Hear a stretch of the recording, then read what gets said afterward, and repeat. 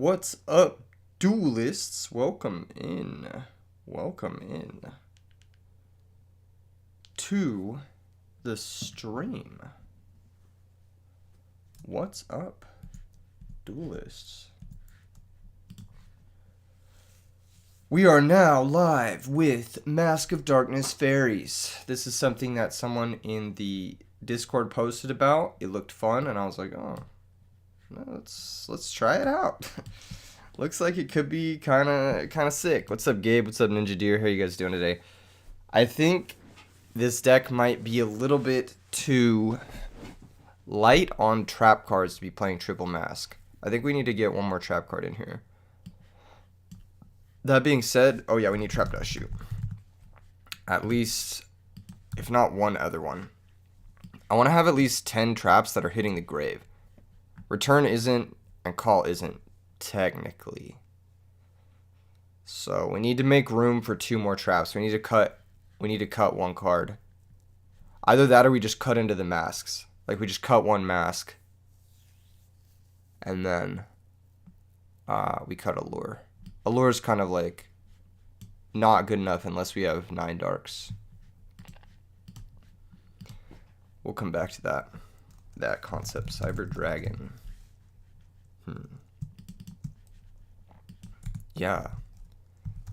Electric Virus. Gonna steal some of the tech from Carpass first space list. Welcome in, everybody. What's up, duelists? How are you doing tonight? More Dust Tornado.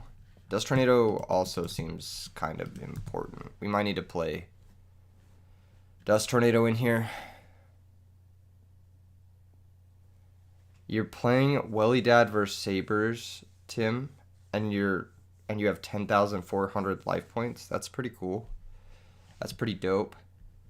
We could cut a D-Alk, but I think it's kind of important to have 2. Same thing with the recruiters. You gotta have at least 4. We could cut a mask and just play the Dust Tornado. Oh, like this. Because I think we need another spell and trap out, and we need another trap to burn for mask to make it live enough. I think this is fine. You beat Roundhook with Sabers. Nice, congrats. That's a decent matchup for Sabers, I think. Frogs doesn't have a lot in the way of trap cards, so you can just rip apart their hand and then they can't really do anything. We need some more good burnable trap cards, maybe. Or maybe we just need Nobleman. I don't know. This deck's hard to build. Royal Oppression. Yeah, someone in the Discord posted a Mask of Darkness fairy list, and it looked super fun. So I wanted to try and build it and play it on stream today. So that's what we're doing. Oh, I should probably get all my synchro monsters in here. Colossal, Avenging, Red Dragon, Stardust, Goyo, Black Rose, Thought Ruler. Android, can we make this? Maybe. Armory Arm. Can we make Arcanite in here? We can't, right? Catastor. We could technically make Light End Dragon. I don't know how much better it is than Avenging Knight. I know it comes up. We could also have Dark End.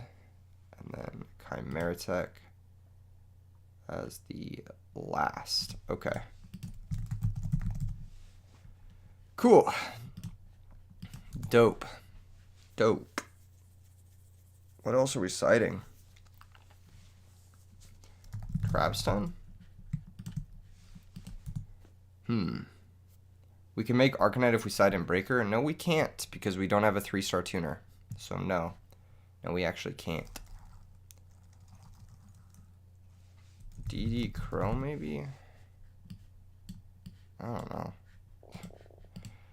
This is a weird deck. This looks weird, but we're going to try it. What's up, duelists? Welcome in. Welcome into the stream. I should probably post it on live. I'm going to do that. Hold up. Live right now, playing Chaos Fairy. Alright, cool. Sick. What's up, duelists? Edison format. Host duel. I had a long day yesterday, so didn't get a chance to shoot like a video today, but we're streaming tonight. We're getting there. We're getting our daily stuff going. Martin C. Good luck, have fun. Rock. God damn it. Alexander says Starlight Road has heavy insurance. Ooh, I forgot Starlight Road. Oops. Oh well. Martin C says love the channel. Well, I hope he's not watching it right now. That would defeat the purpose. I forgot to set the stream to have no delay. I gotta do that on the next one. This hand... It's alright. Doesn't really do anything. I don't like Caius in this deck. Because you always have to sack a card that's better than Caius, you know? I just don't like it.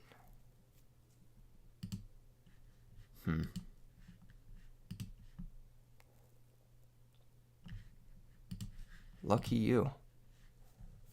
There goes our Shining Angel.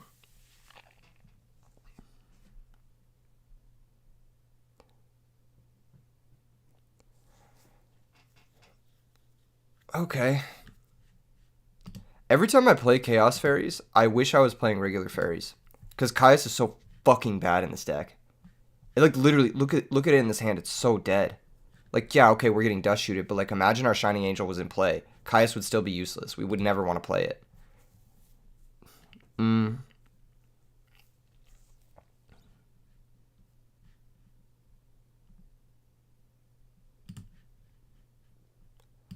just going to set 2 and pass. I don't want to think too much. Reborn Blader says, Fairies seems to be really popular right now. A lot of representation for it in my group. Yeah. Funny how that works. I don't want to play against stupid fucking Dust Shoot Raikou going second. You know how much better this would have been if, first off, that wasn't Raikou, and second off, we didn't get Dust Shooted turn 1, and third off, we were not playing Caius in our deck, or Deep Prison. God, it's so annoying. We're down so much now. I think it's more important to keep our back row than keep our dudes. Because, like, what is he going to do here? Just bring back Raikou? Sure. Oh, fuck Caius the Shadow Monk. This card's good. I'm going to die with this card in my hand. I already know it. Okay, he's going to summon this. I'm actually going to let this happen.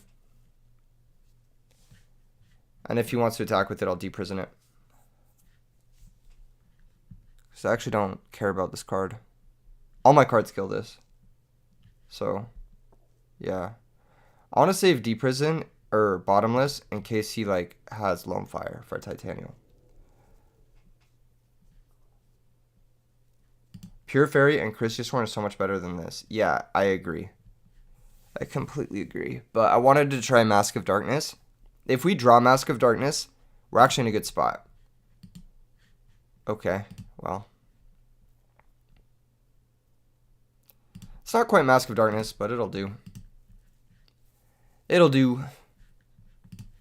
The fact that he played Debris Dragon means he has another one, and he has an Avarice. So he just wants to, like, make sure he gets his normal summons through. What's up to Patio Man 712?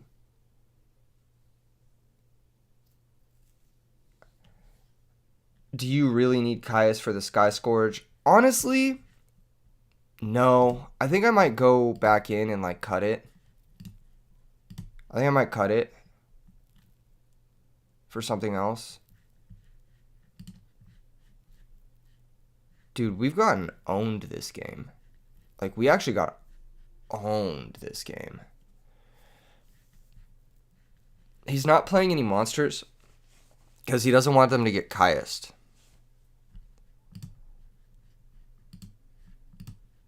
Hopefully that's not a deep prison. That would be annoying. Mirror Force. Alright. Well, here we are. Pushin says Pure Fairy is kind of slow. No, you're just wrong.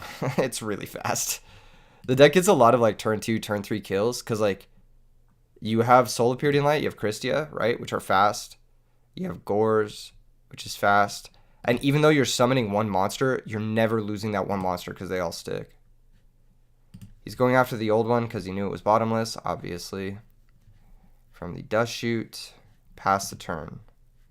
That doesn't make a whole lot of sense. Pass the turn. What's up, Zacharoni? Dude, I'm telling you, I'm going to die with this Caius in my hand. I'm cutting it after this game. Straight up.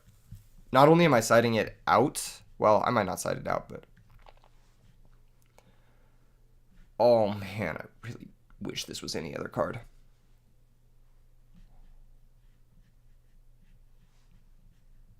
Yeah, so, like, after you've normal summoned Shining Angel, it normally just sticks in play. Okay, here comes Quick Draw. Sure, of course. Of course. Discard your card. This card's Level Eater. That's interesting. I've never seen that before. I wonder if he's on like a bunch of Monarchs or something. Level Eater doesn't make a lot of sense unless you're on a bunch of Monarchs. Because it doesn't do anything. Here comes a Drill Warrior maybe. That's fine.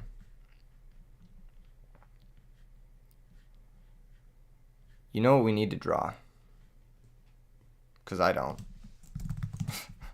I don't know what we need to draw. He should level eat the drill. Okay.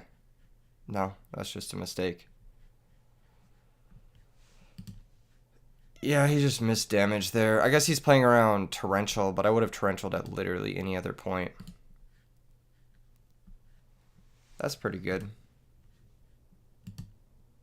Alright.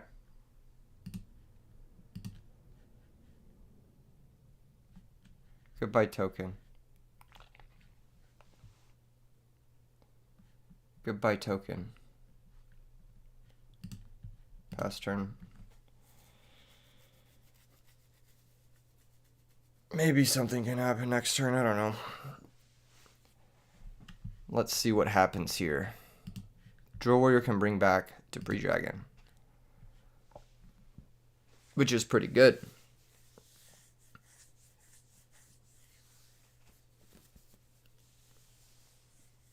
Either that or it can bring back, like, Dandelion. Dude, he thought for a really long time there. What you thinking about, buddy? Here comes Debris Dragon. That's gonna be okay. This can bring back Dandelion in attack position. Yep. He can make Ancient Fairy Dragon in defense mode.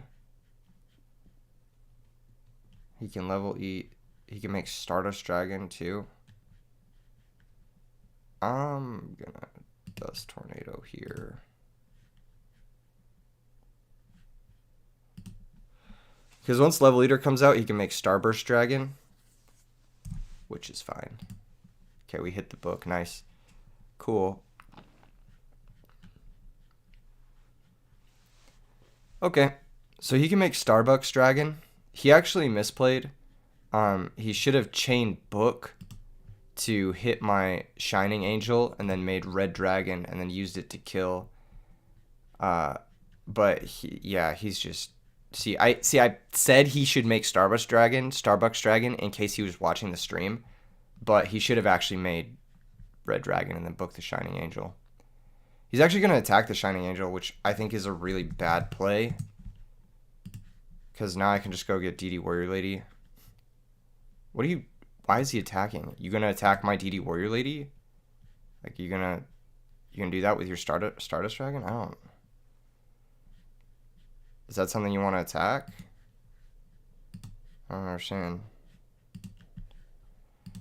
This guy got way too antsy here. What's up, Sub 2 Guru? How's it going?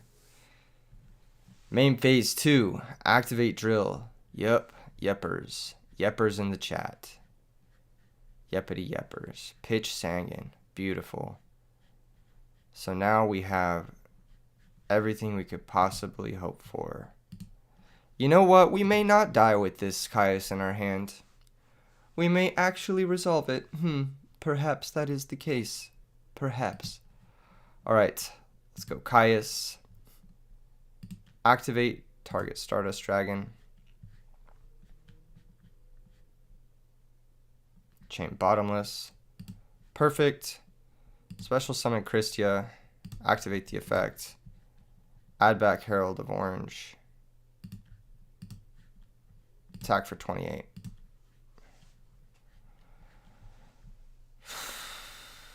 Pass the turn. Can't bring back Drill. Can't really do anything. I think we just win. Christia's busted. Holy shit. Fairy. Dude, that's so good. You know why that's so good? Because we can summon Dialk, and then we can just win. So we go Dialk, activate, banish the top card, battle phase, attack with Dialk. Caius went crazy there. I win anyway.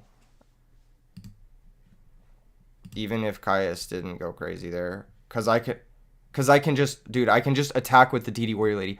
People are going to be like, Caius went crazy there. I can just attack with the DD Warrior Lady, banish the Stardust, Heavy Storm, then Christia main 2. It's the same thing. It's the same thing. The Caius didn't do anything. I'm just going to say that. The only thing Caius did was give us a battle phase. I'm just saying, that's the only thing it did. It did not go crazy there. I knew people were going to say it too. I knew people were going to say it. If we actually used it, which I am surprised. I'm surprised we actually used it. But that being said, it did not go crazy there.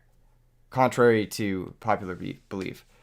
Climb my way back from being minus. Yeah, it also has a lot to do with my opponent playing like really terribly. Like he just didn't have to attack my Shining Angel. You get what I'm saying? Like he just didn't have to do that. He also could have like booked my dude Red Dragon. Like there was a bunch of different stuff the opponent could have done. He could have attacked me directly with Drill Warrior and just looped Dandelion, and I probably, you know, could have never done anything. Whatever. I don't like brain control in this matchup. I do like Knock. I actually do like Dust Tornado in this matchup. I think it's better than Return. I actually don't like Return that much in this matchup. I don't know. It just kind of sits there and then they like Raikou pop it. Or like if you go for it and they have back row, it's annoying. That's like chainable shit, you know? DD Crow's pretty good. We can try that over like Raikou going second. Also, Bottomless Deep Prison are kind of like whatever. Not ideal. A lot of this stuff is not ideal. I'm going to be real with you guys. What's the move?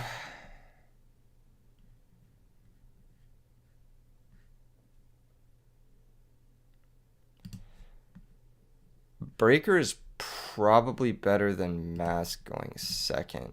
Dust Tornado is probably better than the third Prison. And, I mean, either way, we're getting kind of owned by Titanial. Knock is probably good. Knock is probably better than, like, the Alk. And then, yeah. Space Typhoon might be better than Dust Tornado. Because we can just play it. Okay, whatever. We'll try this. I think this matchup is much less about, like, these micro transactions. And it's going to be much more about whether or not I just stick a Christia. Because if I stick a Christia, then the game's over. Like, there's nothing they can do. But the microtransactions can help us stay alive till Christia, maybe? They're going to matter less, though.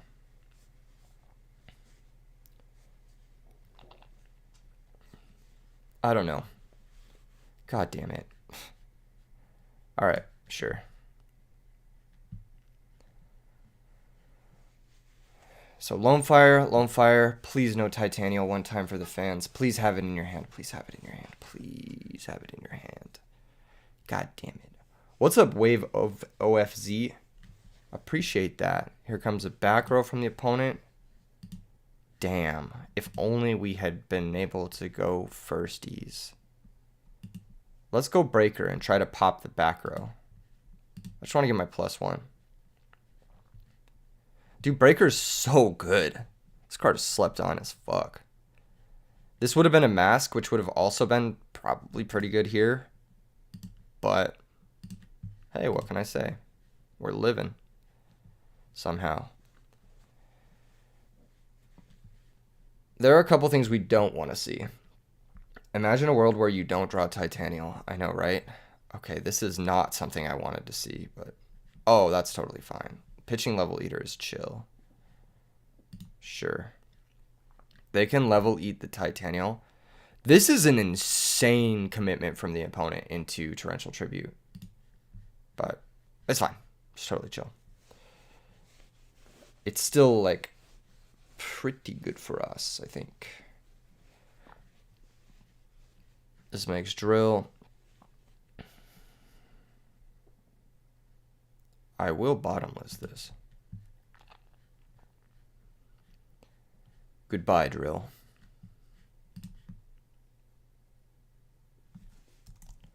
Oh wait, channeling 1 drill, channeling 2 bottomless. Bottomless resolves, then drill discards.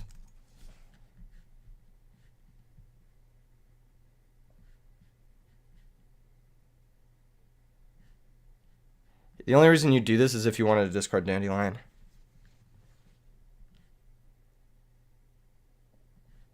If he doesn't have Dandelion, like, this is a really bad play.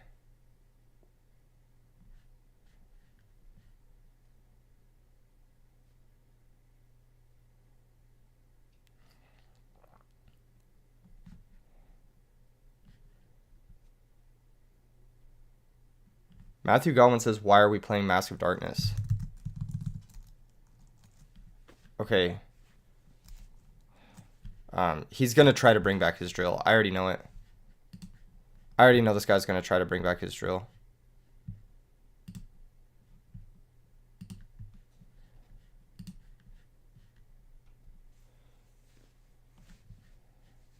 Okay, he's going to negate. That's fine. He's got 5 for Avarice if he has it.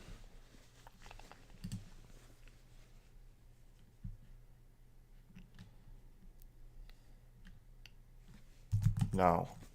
It does not come back. He's asking me questions that I am answering on the stream. So, he's probably not stream sniping. But there's a chance. There's always a chance.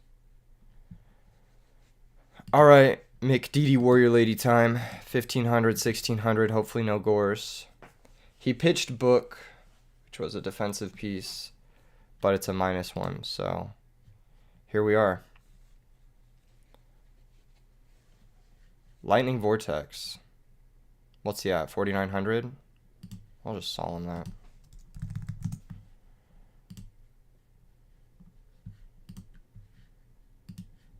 Dang.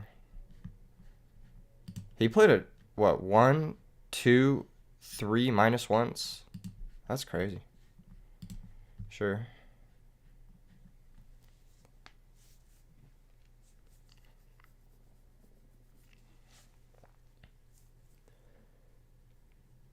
I wonder, can we win next turn? What could we draw that wins us next turn?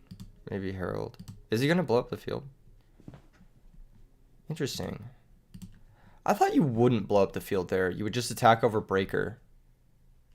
Isn't that just better? Someone correct me if I'm wrong. Anyway. What can he draw that's, like, good against Sork? Raikou. Avarice.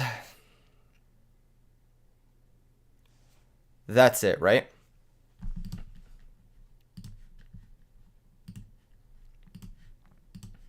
I guess we'll summon Chaos Sorcerer.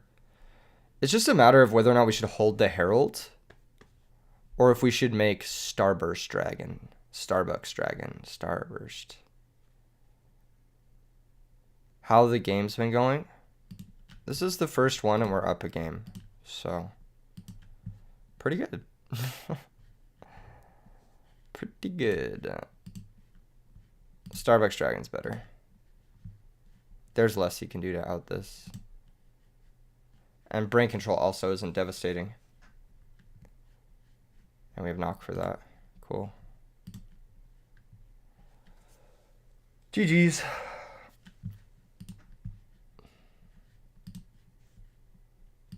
GG's. Cool. That was fun. Let's see what this guy DM'd me.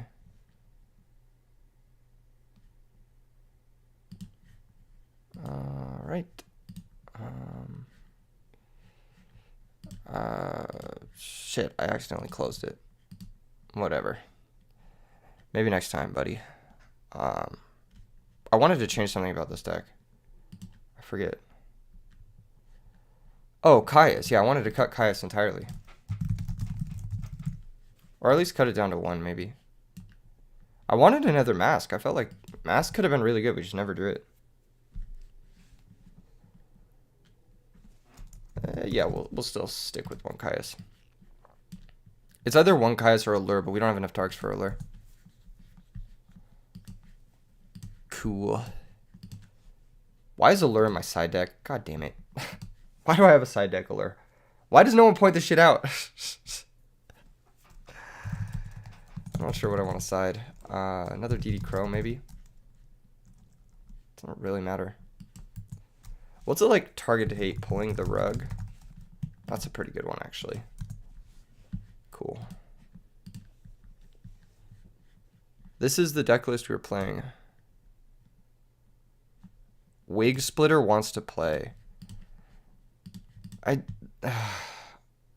Playing against viewers is always like, you know my deck, man.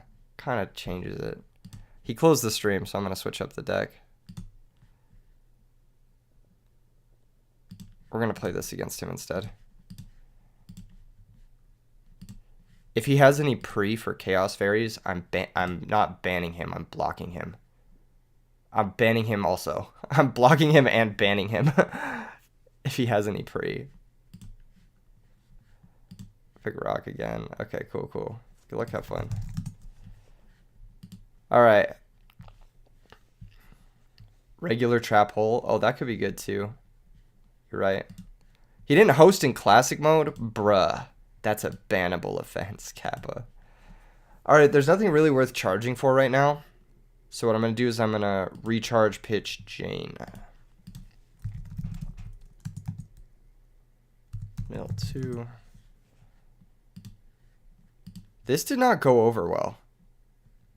This did not go over well.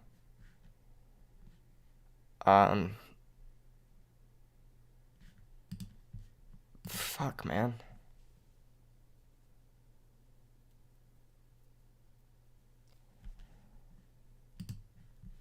He'll play around Raiko. Appreciate that.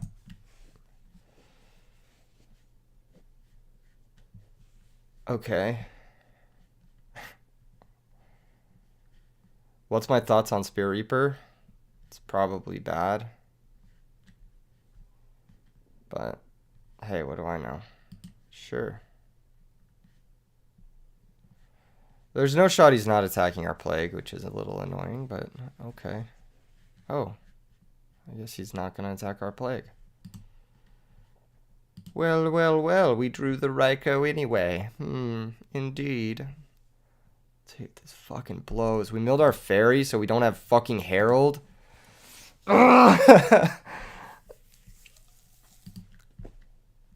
It's cool. We'll just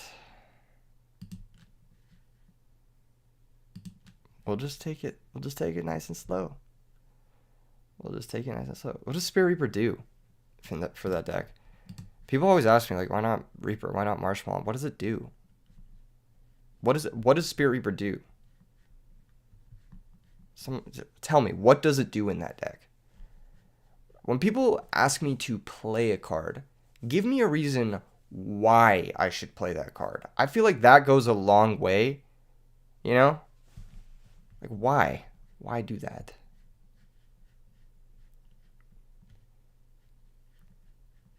Okay, there's a set 1, which kills Treeworm Frog. Why would you set here and then think?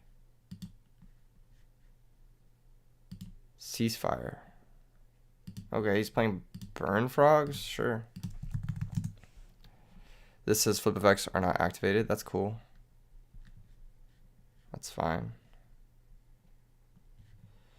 Well, well, well.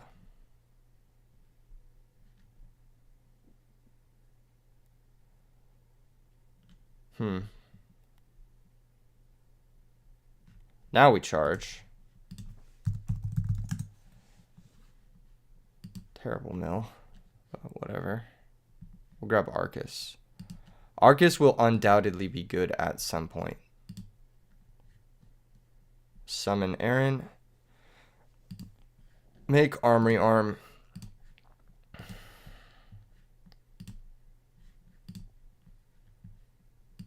He's going to have to deal with this because he hosted in not classic mode. I hope that bothers him. We have how many fairies? 3 fairies. Okay. End phase will mill 3. Then we're going to go battle phase. Aaron attack Treeborn. Activate. Shuffle back the stupid little guy. Shitty little guy. Attack the swap frog. Kill both the monsters. Deal 800 to him.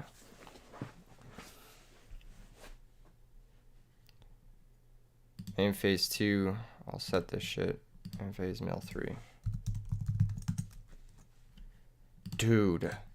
I have drawn half my deck. I have not seen JD or Christia. How is this possible? That's so bad. That's so bad. Whatever. That arm placement is burning your eyes. Yeah, so is this not classic mode hosting. But it's okay. Opponent's a big fan, so we're chilling. He's playing some sort of frog burn. Heavy storm. I will chain it. Pitch, pitch, pitch, pitch. We're going to get back Herald, Honest, probably Soul Arcus.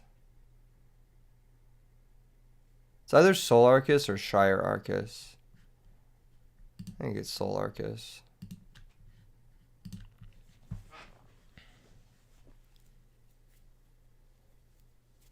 At least all of my top decks are insane. Only 5 of them are insane. So I have a 25% chance. A little bit less than that. 23% chance, 22, 24, or something like that. To draw something good. And Christia's not even live right now. I mean, I contribute something for it, but that's it, really. Junk Schminkron. I think. I'm going to take this as an opportunity. I'm going to herald this shit.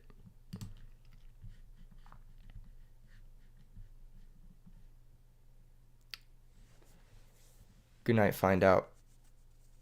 See you soon. 25% is basically 100%. Summon Junk Synchron there made me kind of happy because that means Treeborn Frog stays in play. Oh, they have 1-for-1. Sure. Okay. Imagine opening Ceasefire Heavy Storm 1-for-1. Yeah, what am I guess? You know my hand. What am I supposed to do? It's okay. We can still do some shit because we have Plague, so it's fine. It's just not ideal.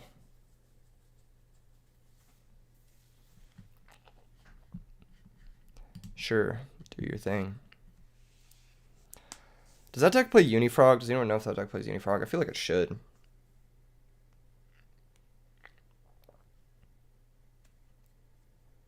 I am not going to draw a good card next turn, though. I think it's astronomically insane he didn't go through all his frogs. That doesn't make any sense. Why would you not go through all your frogs? What? See, I told you guys we weren't going to draw a good card. I told you guys. I told you guys.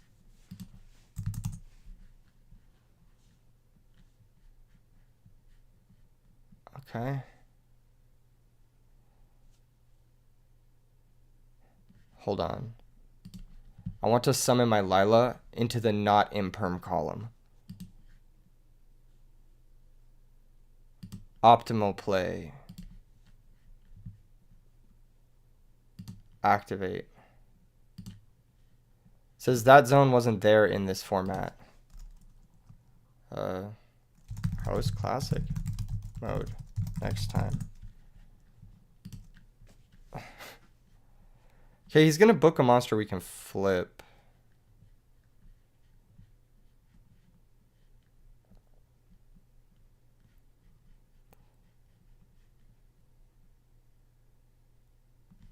It's just a matter of Bryonic now or later. I think now. Okay, plague.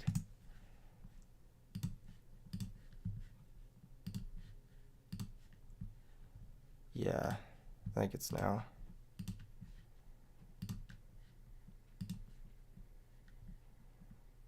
Flip summon the arm. I am the arm. Okay. Bryonic, activate. Pitch honest. Bounce, dupe frog.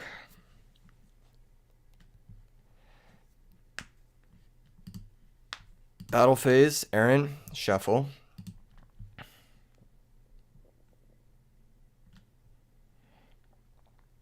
Jake LT, no, because that's just like a gimmick, and they can just switch on choose zone. So even if it works, it only works once. 1800 and then 2300. Then M phase mill 3. We're out of good mills, but we're at 4 fairies, so we can top deck Christia. Still haven't seen JD or Christia. Kind of surprising, but whatever. We're making it work, I guess. His hand is Dupe Frog, unknown. He has access to Treeborn. So he could brain control enemy controller the Bryonic, which is bad for us, but that would be like his out to Christia, and then we will top deck Christia. I swear, it will happen, maybe, Copium. Dude, this deck is so fucking inconsistent. Holy shit. Another Substitute. Sure. We are in the same building that we were last turn. That doesn't defend you, my good sir.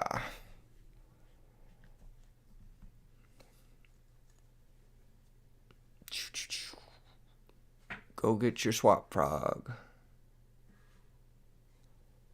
Welcome in, everybody. Welcome to the stream. How you guys doing tonight? I'm having a good night. He's playing 3 Dupe Frogs, so last card in hand is Dupe Frog. Cool. All right. Well, well, well. Don't really want to pitch that. But do we have a choice?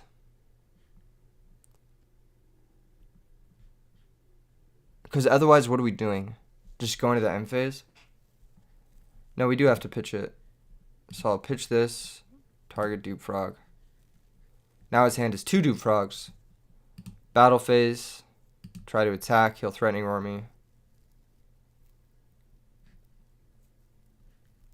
Okay. Maybe it's Wabaku. 1800. Yep. Okay. And phase mill 3. Now we'll draw Christia. Now next turn I will draw it.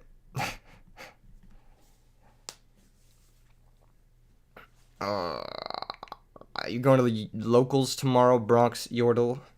His hand is 2 Dupe Frogs, 1 unknown. Hopefully it's not enemy controller or brain control. That'd be really annoying. I'd be super happy if it wasn't one of those cards. Dude, why did he never get his second Treeborn engrave? That just doesn't make any sense. Like, why would you not want to go through all your frogs? Am I missing something?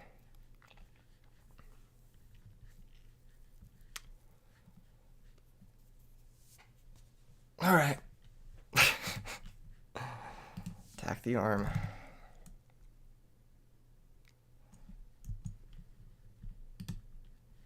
Now I'm going to draw Christia. Watch.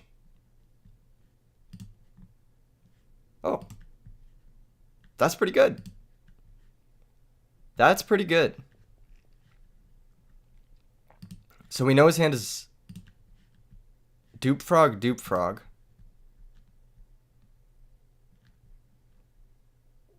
Jay says, I bounced the second Treeborn. Yeah, I know, but he's activated Substitute twice since then. Like, why would he not attack for 600? Attack for 16.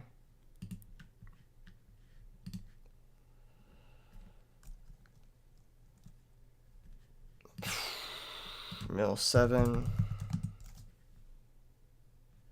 Pass the turn. We have nothing good left in our deck except... No, there's nothing good left in our deck.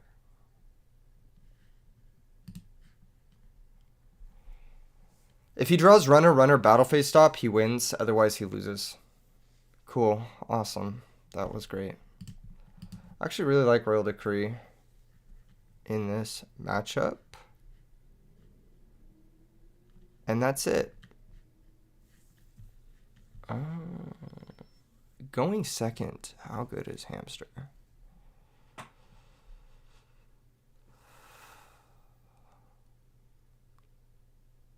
Okay, so he has Junk Guy, he has Turbo Guy, he has Substitute. He has 1, 2, 3 cards that lose to Royal Oppression. But Royal Oppression costs life points. Ew. Gross. Let's side out 1 Lila. Don't really need it. 1 Hamster. And I still think I want to be on 5 traps. Although Lila might be better going second than Decree.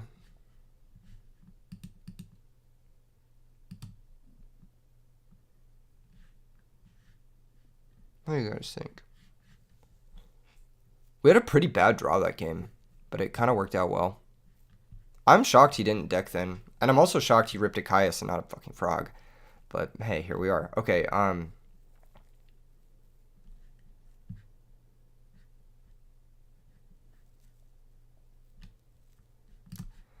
right, we'll try Lila over Decree and then Decree over Honest? Maybe? Arceus plus Honest is a good plan. Maybe it's just 1 Decree. Whatever, it's just 1 Decree. It's just 1 Decree. I'm not going to think too much. We're just going to board in 1 Decree. I might lose to Vanity's Fiend. Who fucking knows? We're just going to find out. You too. This could have been a Decree, but I'm happy it's Lila. Okay, cool. This hand's not great, but it does something at least. Once again, no Christia. How unlucky. No Christia, no Sark.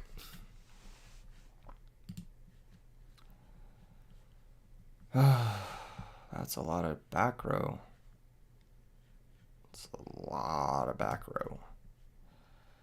Boy, I wish I had Decree.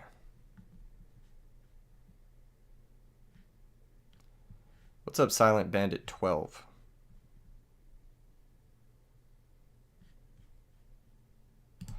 All right, let's try Lila.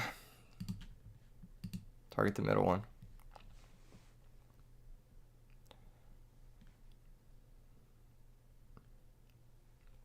Chain it. Secret barrel. Okay. Cool.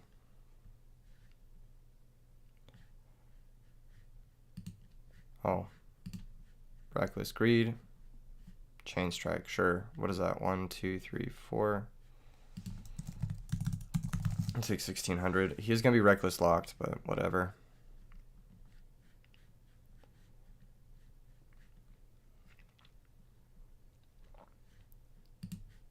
Phase, we'll mill 3. Of course, and then pass. This will be 1 out of 2 Reckless.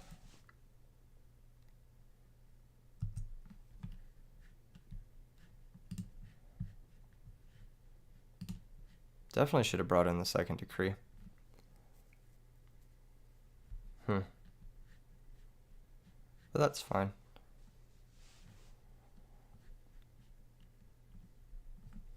Swap Frog. That'll do, I suppose. This game has been depressing. This game is brought to you by Royal Depression.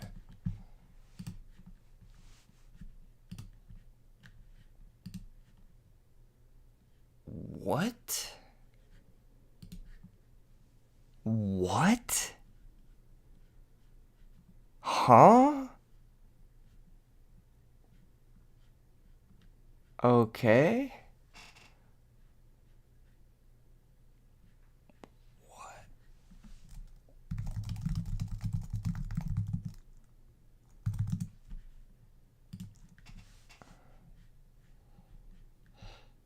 What is going on? Okay, this gets swap frog-ish? I don't fucking know.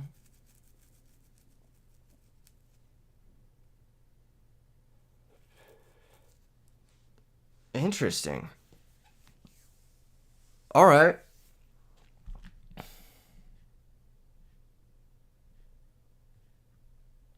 This has been a strange match.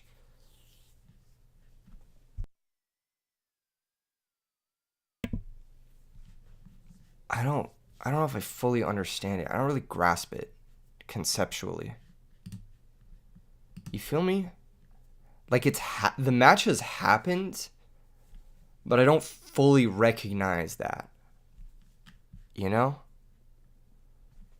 I don't fully comprehend it. Opponent spent 2 cards to deal us 28, which is pretty good.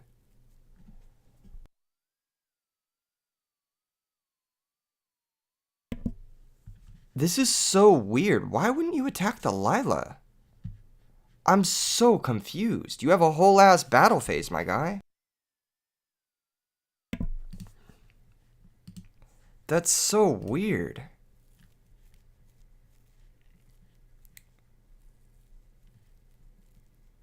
I don't get it.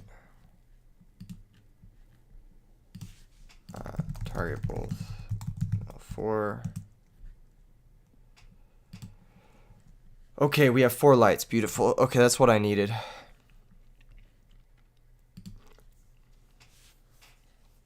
Well, he's reckless locked, but he can bring back the homie. You know what I'm saying? He can bring back the homie. The Treeborn. So, I don't know what our game plan is. I think it's just gonna end up being end phase beckoning or whatever. Okay, set, pass, 2 out of 2. Reckless. Yeah, that was a weird moment. Weird vibes. Weird vibes for sure. I think here. If he has Manorc, so we know he has triple swap, I actually want a beckoning now.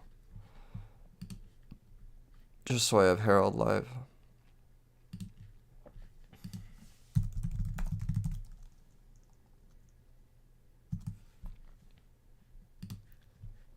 So we'll grab Herald, Christia,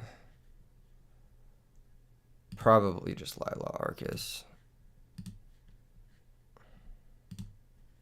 Did I not attack?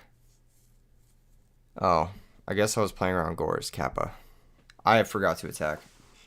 My bad. My bad, folks. I was so tilted off my opponent, I forgot to attack.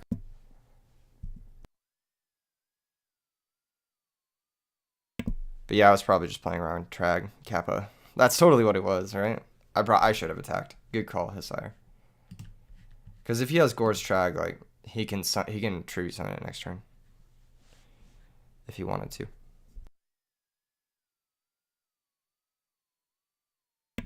I for sure should have attacked. That was a misplay. Okay, what's my next turn looking like?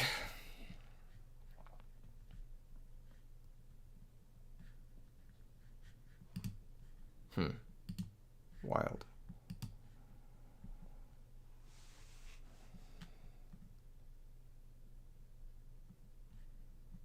Summon Arcus, battle phase, Celestia attack the set monster.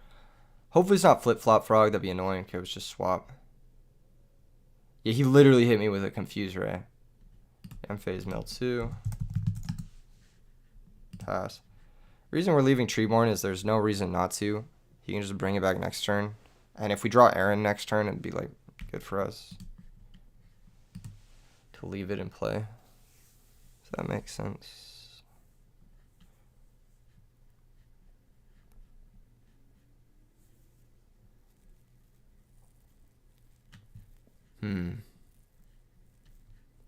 Set monster, pass. Set back row. Wow, okay. Interesting. Interesting. Well, well, well. I think we want to Lila pop his back row. Activate my monster. Destroy your back row. Space Typhoon. That's ambitious. Let's attack the set with Celestia.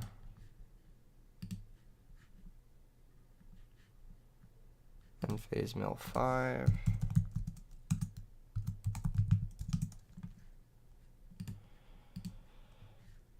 Three fairies now.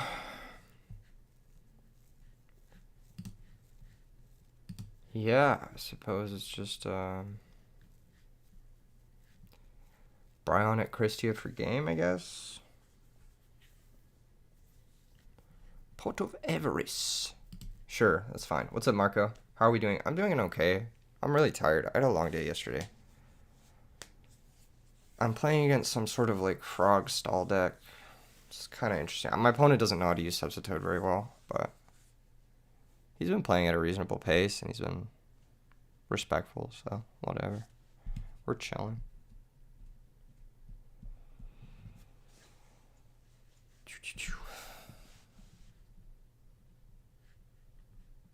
Draw 2 card. Draw your last pathetic card, Yugi boy. He has a lot of cards. But like one of them's a swap frog.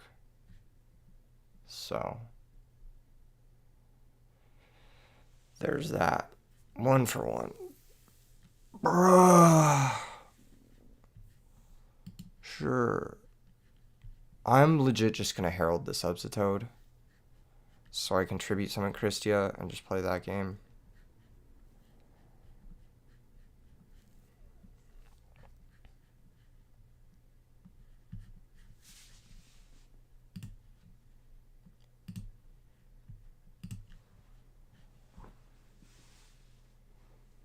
That will destroy the Substitute.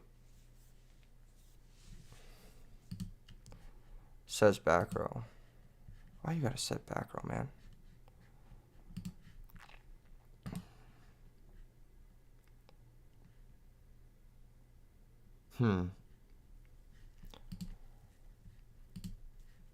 That's good too. We have 4 names. We don't. But we will now. I think it's just tribute summon Christia. Attack, attack. Okay. Cool.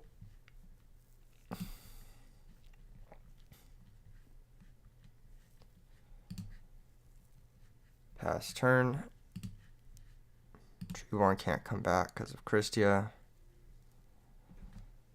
Not much can really happen now. So, here we are. It's only a matter of like brain control shit that like beats us. Swap frog is fine. Sure. Is this game 1? No, this is game 2. I actually have to use the restroom really bad, but kind of just waiting for him to do his thing. I might need to go right now. BRB restroom. I'll be right back, guys. Hold up. Let me type in the chat. Type in the. You guys got to keep the chat entertained. BRB restroom. I'll be right back, guys. Give me 5 seconds. Sorry. Give me like a minute. All right, be right back. See you guys in a second.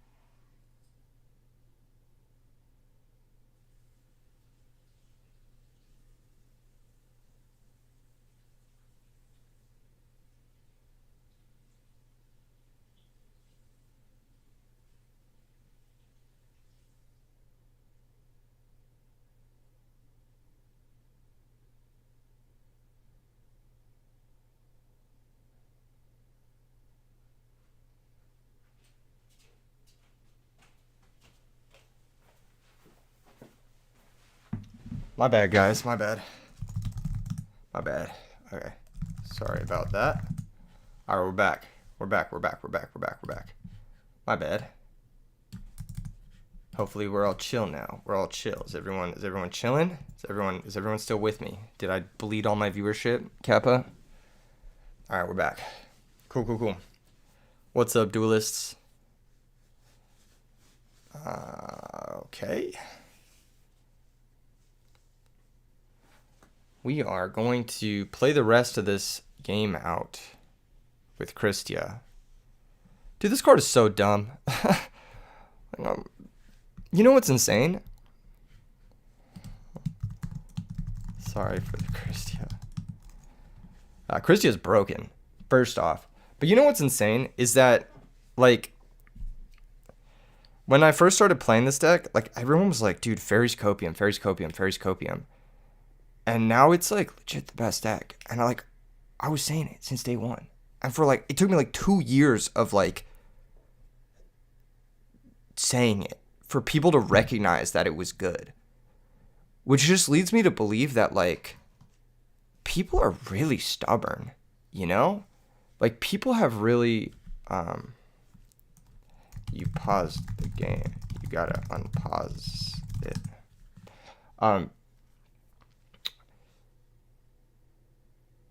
Christia's pre-verse frog. I didn't know he was gonna bring frogs, but he knew I was gonna bring fairies, so he had the option to pre if he wanted to, but it's up to him. Okay, so what was I saying? I was saying something. He just bounced the dude. Okay, cool. Well, this is gonna be damage. 18, 23, 28. And phase mill 2.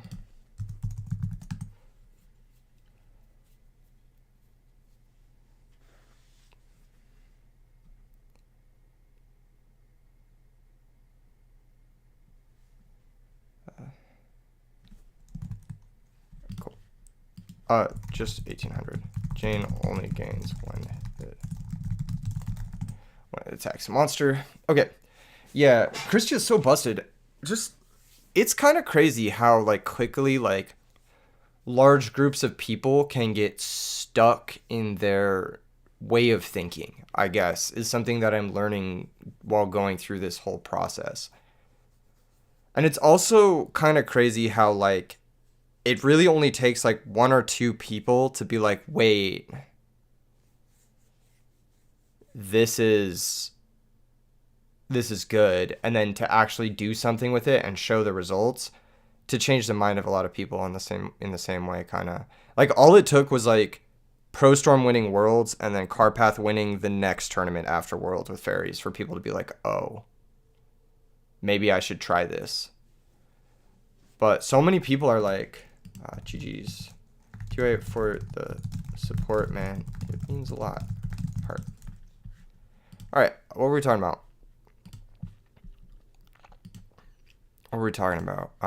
Christia, yeah.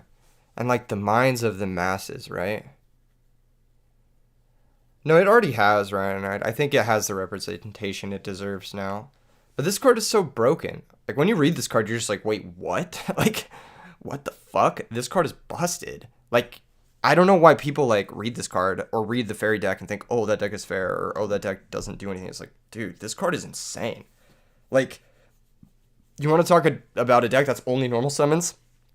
Look at Black Wings. And that's the deck that people consider to be the best deck. Which I think it is still one of the best decks, but Black Wings doesn't have triple Christia. It just has 1 Dark Armed. Which is good, right? Don't get me wrong, but you can only play 1. Whereas in Fairies, you can play triple Christia. Like, what the fuck? This card is so busted. Although, most of the time, I don't even play 3. I usually play like 1 or 2.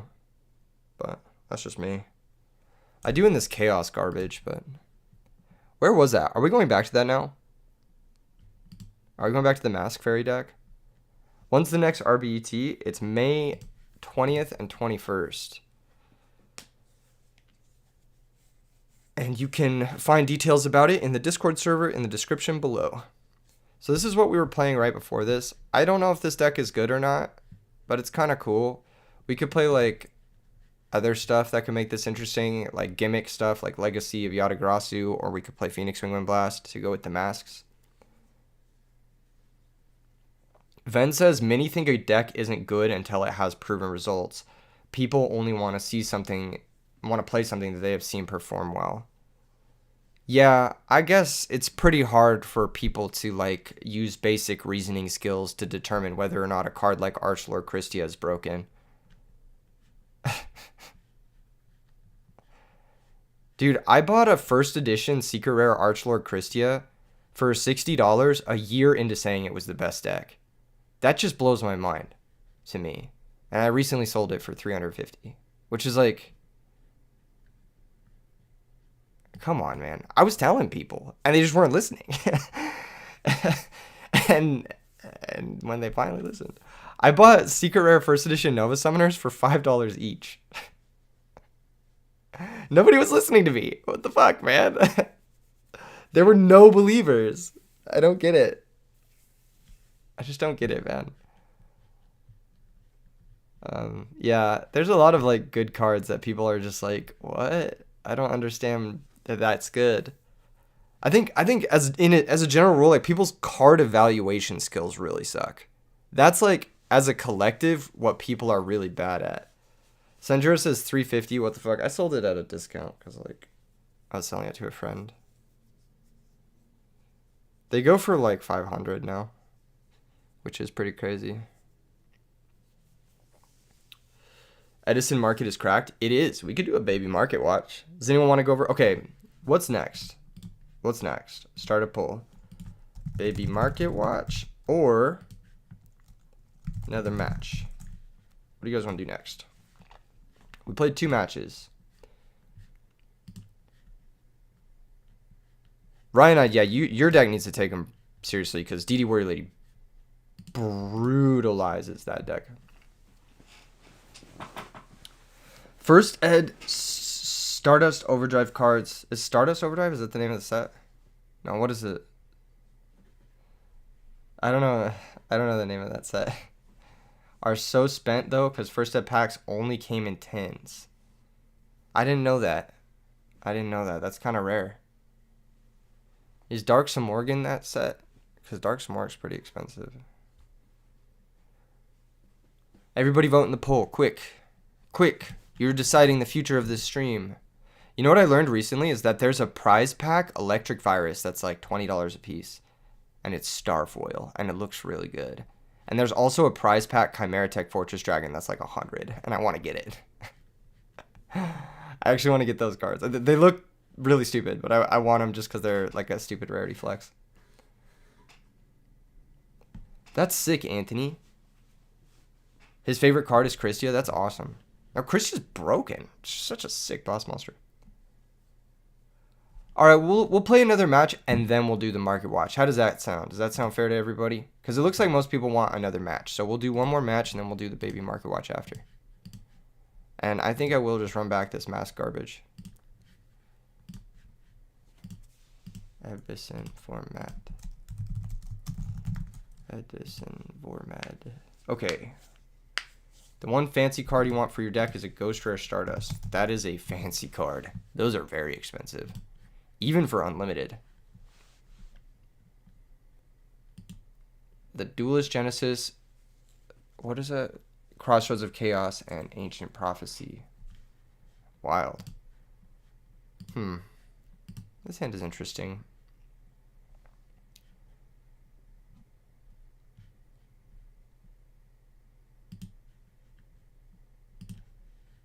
I don't know if this is right. I hope it's right. Am I going to the Pasadena Regionals on the 29th? Unfortunately, on the 29th, I have to be in Vegas for a show. So no, I won't be at the Pasadena Regionals. Sag. Better 250 life points than 1K or 250 light played, not life points. For 1K for first set. What did he search for off of this shit? Armageddon Knight. Okay. Yeah, sure. Cool. So my opponent's either playing Vayu Turbo or Jank. Looks like Vayu Turbo. Interesting. Send Sirach. Huh.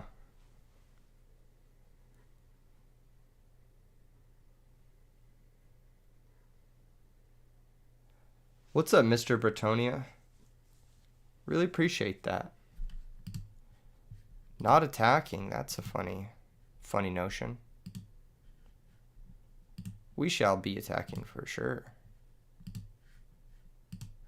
And we're going to get our nice little +1. Our nice little +1. Who are we going to get here? Are we going to get Dialk or are we going to get another recruiter? I feel like we get another recruiter. And then I think we attack for 1400. Pusheen says, what is the Fairy versus Value Turbo matchup like? It's auto win unless they draw DDV. In my opinion. From the testing, it's like very swingy. It's like either the Fairy deck just destroys it or they DDV you and you lose. It's not a fun matchup. It's kind of just like, it's kind of swingy. But, yeah. Anyway. Dark Arm Dragon. Special summon Dark Arm Dragon. Special summon Dark Arm Dragon. Value activation. Okay, that's going to special out Armed Wing. I'll bottomless this. I just want to get my bottomless in the grave. Pusheen says, is it the same as regular backlings? No, because Raiko Caius is annoying. And I didn't want to get Caius there, so I used my bottomless. I also want my Heavy Storm to be live. As you can see, I can storm now. He says, wow. What, did you top deck D-Prison? I'm confused.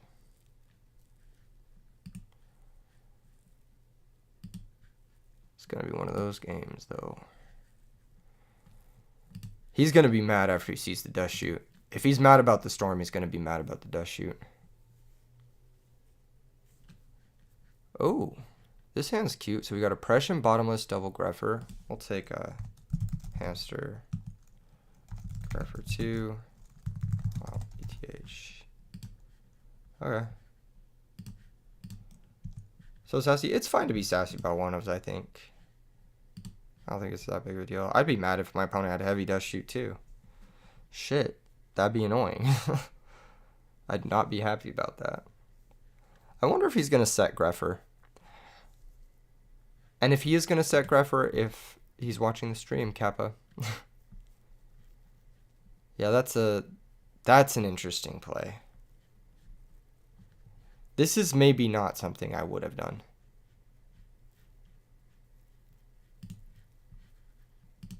Yeah, this is maybe not a play I would have made. He's going to attack the set now. I don't think you want to do that, buddy.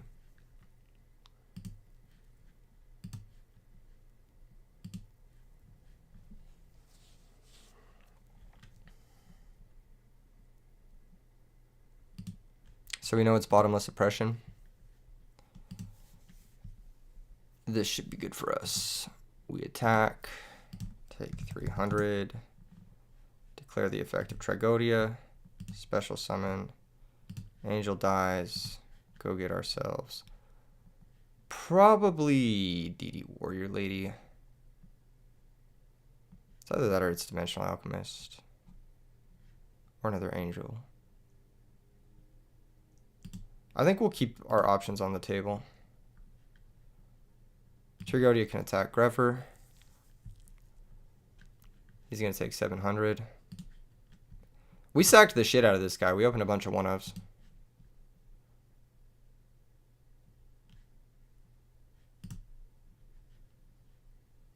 He takes 700.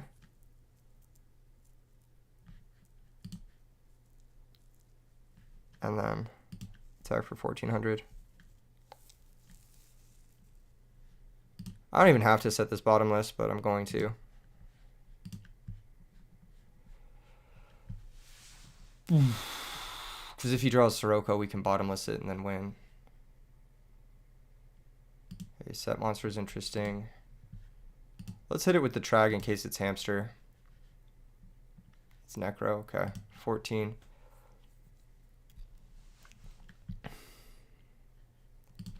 Times 2 sources, I only get mad when they complain about my 1-ups while slamming theirs. Yeah, same. Because, like, our opponent, he had Rhoda Foolish, which is 2 1-ups, but he didn't have, like, the same quality of 1-ups as we did, which was obviously Heavy Dust Shoot and Trag. Burial, okay. That changes things. Not really. Does it make the Armor Master? And we have Bottomless. Sure. I don't think this really changes things. I think we just still win. Yeah, that's fine.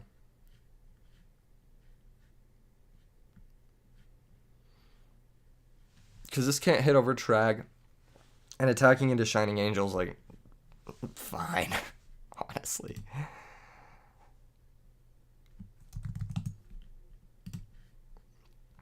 Now we can expend our DD Warrior Lady resource. Gores is kind of good. Okay, so he has Necro for this attack.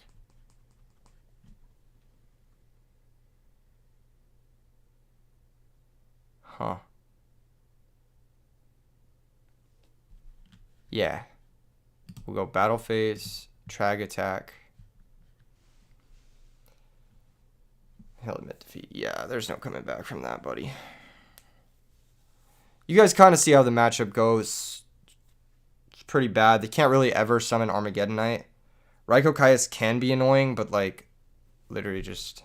Do you not have a side deck? Question mark.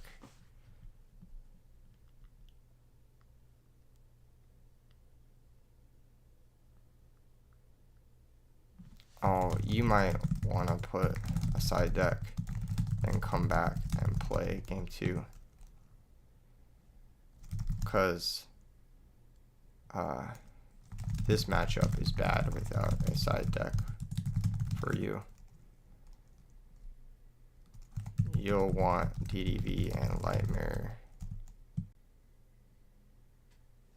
Cool.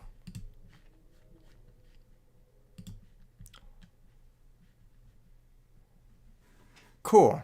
What's up, Control Alt Defeat? Welcome in, everybody. If you're just tuning in, today we are playing Mask of Darkness Fairy deck. It's been pretty good. The last game we played, I was happy. Alexander asked, what is DDV? Deck Devastation Virus. It's a very hateful sideboard card. This card...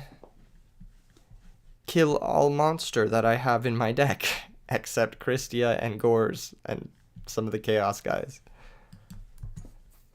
This list is probably a little bit more resilient to DDV because we have the Chaos guys, but it's still pretty fucking bad. I can't lie. That card hurts this deck a lot. What do you guys think of this list so far? Do you guys think we should change anything, or do you think it's like just been performing? Again, I think that matchup is like pretty good for fairies, but you gotta have like some stuff. Ryan Knight says imagine DDV but for earth monsters. They have that. It's called Fossil Dyna. This literally the earth DDV is Fossil Dyna. This card is ridiculous. Morcaius? Absolutely not. He almost lost us a game earlier. We had 2, and then I cut him to 1. Not if you hit him with Purple Light. Dude, Purple Light is such a gimmick.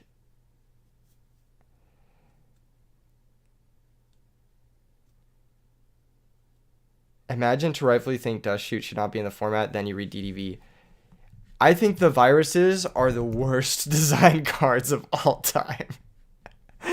They're so awfully designed. They're like, sacrifice one of the really broken dark monsters. Win the game. Like, fuck is this? Hand loop your opponent with it's a 1-card hand loop. Stops the draw phases. There's no counterplay. These are so annoying. These are like, without a doubt, some of the most miserably designed cards of all time. Some of the dumbest. I haven't even read the new ones. What do they do? Target tribute one dark monster with 2,000 or more defense. 1,500 or less defense. Never seen that before. Grinning Grave Virus, 3,000 or less attack. Your opponent destroys 1 card of their choice.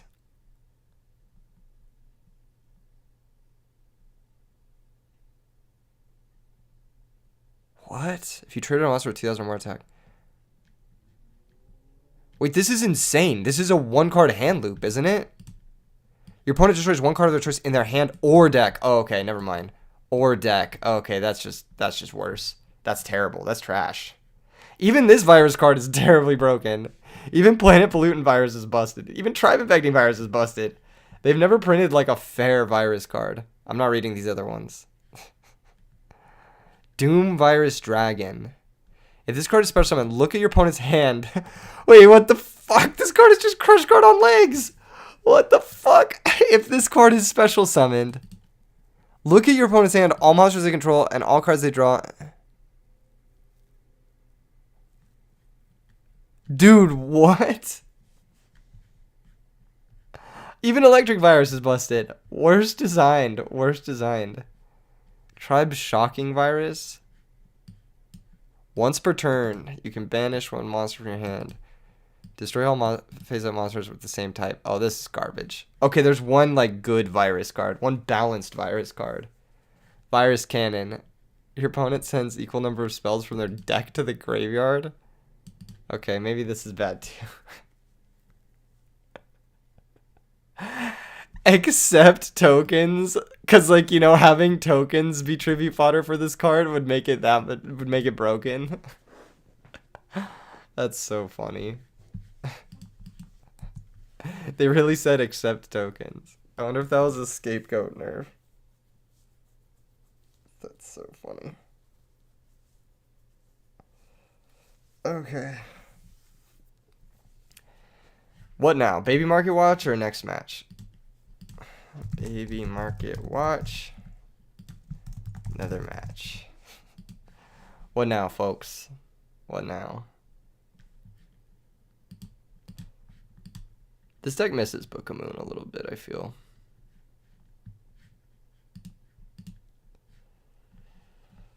I kind of want to do the Market Watch now. If it's even close, I'll probably pick the Market Watch now. And then we can do another match after. Let's see. What decks are you guys building right now? You guys in the chat, what decks are you building right now?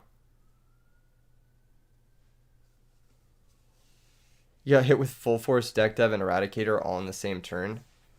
Dude, I've been spamming the shit out of the viruses. I play this card called Bestial Magnamut, which is broken as fuck. It's literally a DD Crow that special summons itself. That's 2,500 dark. That searches a dragon monster. Any dragon monster from your deck to your hand. Ridiculous, right? So this card's busted. And then on top of that, it's a virus target. So I've just been playing viruses and this card called Trap Trick, which lets you tutor the other virus. So you can play 9 copies of the viruses. So turn 1, you just always virus someone. It's kind of gross. Don't forget to drop a like on the stream. There's only 16 likes on the stream. That's depressingly low. All right, we're going to get into a Baby Market Watch, and we'll play another match after. So stick around. If you're looking for another match, don't worry. We'll get into it soon. But I do want to do a little bit of a Market Watch. But first things first, I just want to make sure I'm logged out of my TCG player account so I don't leak any information. Okay.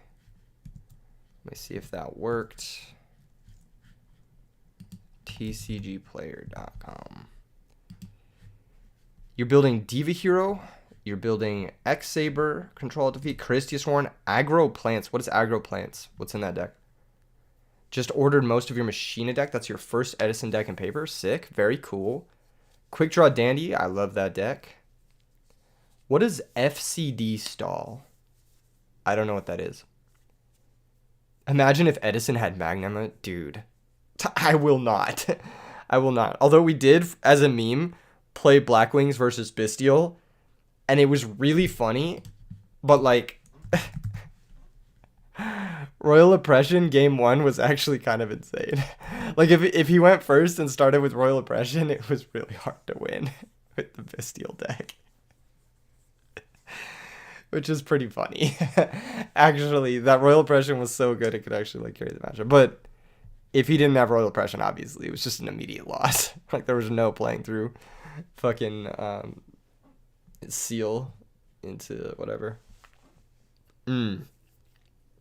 Okay, so let's start off with looking at a card that I think, well, Control Alt Defeat. Have you gotten most of your X Sabers yet? Because this might change some stuff. X Saber. Let's look at the X Saber cards. Let's see how expensive these cards are. So first things first, we got Hanlei at $35. That seems about fair. I don't think this card is worth more than $35. Because the X-Saber deck, even when I play the X-Saber deck, I hardly summon this card. Actually, I summon Gaia Knight more than I summon Hunlei. So, yeah, I don't think this card's like even that good. The Ultimate Rare Gothams, I feel like that's a little disrespectful. I feel like his price is a little bit low. Oh, wait, the first edition's different. Never mind. I'm capping. Hold up, I thought that was the first edition price. Let's check out the first edition price. Near mint. Never mind. He's already fucking bought the fuck out. Okay, I tried my best, folks. I tried my best. We're going back. We're trying to go back. Go back. What the fuck? Okay, go back, bro. Okay, there we are. All right, we're back. You fully built it? Okay. You just want me to talk about it? Emmer's Blade is criminally low for a short print, but it's only played in this one deck. So it's like... okay. But first edition ones being only 50 is kind of crazy. Like, that's kind of crazy. This card's a short print secret. This motherfucker has a near mint one for $40. That's crazy. I mean, he's not a verified seller, so I can't recommend, obviously. But like that for a short print secret that's a 3 of in a fan favorite deck. That don't sound right. Dual terminal Airbellums are super expensive. But they look amazing, so they are worth the price. I could see this card being like a $20 card. Right now, it looks like it's about $16. I could see this resting around $20. Maybe a little bit more, maybe like 22. X-Saber. X-Saber Herbellum. Yeah, that's about a fair price. I think $10 is probably fair for it. It's kind of fringe playable. Fall Troll, I like the super rare, but I wish it was an ultra or a secret. And I like the shatter foil. I think the dual terminal one actually looks pretty good. Times 2 Source says Speed Duel, Secret, Cyber Dragon, and DD Warrior Lady are criminally underpriced. Okay, let's pull that up next. We talked about X Sabers. That was the first thing I wanted to talk about. I feel like, okay, brief recap. Hunlei overpriced, Emmer's Blade underpriced, Gothams bought out. X-Saber Airbellum has a little bit of room to grow. Herbellum is fairly priced. Super Fall Troll could probably go up a little bit more. Dual Terminal Fall Troll could probably drop a little bit based off of what people like. I actually really like the way Secret Rare Gothams looks. I'm a big fan of the Secret Rare Gothams, personally. Okay, let's look up the Cyber Dragon. You said Secret Rare Cyber Dragon is... Jesus Christ. How do I do this so it doesn't show all the other shit? Does anyone know? Secret Rare from the Speed Duel Secret Rares Cyber Dragon is criminally underpriced. Well, as you can see, not only is there a Speed Duel Secret Rare here, but I think there's actually another Speed Duel Secret Rare printing of Cyber Dragon. I think it's printed in Secret Rare twice in Speed Duel. Someone correct me if I'm wrong. I know it's been printed at least twice in Speed Duel sets, and I think it's a secret rare in both sets, but I could be wrong. So Cyber Dragon I actually think is fair. Also, I do think that Cyber Dragon has been printed 9 trillion times. And on top of that, it's getting printed again in the 25th anniversary. So if anything, what do you mean click Cyber Dragon? Is that, if I click on Cyber Dragon, does it, what the fuck? I didn't want to click on that. Get that shit out of here. What the fuck just happened? Bruh. My shit just like bounced me into an ad. God damn it. Cyber Dragon. So if I click Cyber Dragon Yu-Gi-Oh like this, does that work? Okay, there we go, yeah. So we have the Collector's 10 secret, so we already have a secret. We have the Raw Yellow Mega Pack secret, so we already have another secret. And then on top of that, we have... Where's the Speed Duel secrets? Are they on page 2? How much are they going for? Where the fuck are they? Bro, are they not on this page? This is so scuffed. Speed Duel Common? Where's the Speed Duel secret? Bro, what the fuck? You have to click the one with secret rare specifically for Speed Duel? Okay. That's really stupid, but okay. Yeah, it's had 2 different Speed Duel secret printings, and it's $6, which I think it's actually overpriced. Honestly, personally, I think $6 is overpriced for Cyber Dragon. Cyber Dragon has not only been printed as a common for Speed Duel, but it's been printed 8 million other times. And I don't think the secret rare is the best looking rarity for Cyber Dragon, mostly because I don't like the way the lines interact with the card art, personally. But I will say the DD Warrior Lady. What the fuck, man? I will say the DD Warrior Lady secret is underpriced. This is criminally underpriced. This is like probably like a $15 card. Like, if Edison keeps growing, the Speed Duel secret DD Warrior Lady is like one of the nicest looking DD Warrior Ladies. This could easily be like a $15 card. Not for a while. Don't get me wrong. Not for a while. Not for like a couple of years. But $2 for a Speed Duel secret is... It's like you might as well buy a set. Like it's $6. Like I'm going to fucking buy a set after the stream. I'm not buying it. I'll just buy a set right now. I'll fucking add to cart. Boom. Yeah. Fuck it. It's like $6, you know? That's like less than a fucking Happy Meal. And you're getting a card that has like very high potential. Dude, I honestly think DD Warrior Lady is like one of the best monsters in the format. Very disrespectful that the Speed Duel secret is worth so little. So I agree. Just wait till Speed Duels reach 5Ds. 5Ds. Ds. Okay. Yeah, I'm not sure what the best looking DD Warrior Lady is. I personally really like the Dark Crisis first editions. Those are the ones I've been using. They just have a nostalgic place in my heart. The Dark Revelation ones also look pretty decent. They're a little bit less colored than the Dark Crisis ones. The saturation's a little bit less, but I think it looks pretty good. The gold rares are very nice, and the Hobby Leagues are hideous, in my opinion. I didn't know it came in Mosaic Rare, actually. That's kind of cool. Does it come in Starfoil? Does anyone know? Just Mosaic Rare? I should get the Mosaic Rare ones. I actually really like the laminated foils. I think that's probably my favorite rarity of cards to play with. Like, to actually hold in my hands and play with. It's very sparkly. It reminds me of, like, the mobile game, the Duel Links. And these are fucking low as shit, too. Damn. To be fair, the Mosaic Rare is the ugliest of the laminated foiling, so it's not as cool as Starfoil or, like, Dual Terminal. But it does look nice. You like Hobby League? I think they're too warpy and thick and awkward. But they look good. I just wish the card was a little bit nicer quality. I mean, it's nice quality. It's just a little too thick and it warps, which I don't love. Wish TCG Player had Edison format filters. That'd be a little bit niche for them. They don't even have like modern filters for Magic the Gathering, which would be like pretty big. Okay, next thing on the market watch. Let's get into Plague Spreader Zombie. This is something I wanted to talk about that like is really tilting because I don't have one of these. And I was like trying to buy one and they're fucking insanely expensive. Like heavy played first edition is going for like $280. Bruh. I guess not that much. Heavy play first edition going for like $130. Normally you don't see stuff with like heavy play going for over $100. That's crazy. But like near mint first edition is going for $350. What the fuck? This card is like a one of. It's just a one of. It doesn't even go into that many decks. That's insane. Does this have modern application? Do people play this shit? Like, what the fuck? Anyway, I was trying to buy one, and then I was like, fuck that. $350 for a fucking Plague Spreader zombie? Bro. That reminds me of, like, during the actual format, it was like $60 for Ultimate, and we were like, nah, that is too much. Now it's like fucking 6 times that. Y'all are crazy. Unlimbs aren't too bad. Let's see near mint unlimb.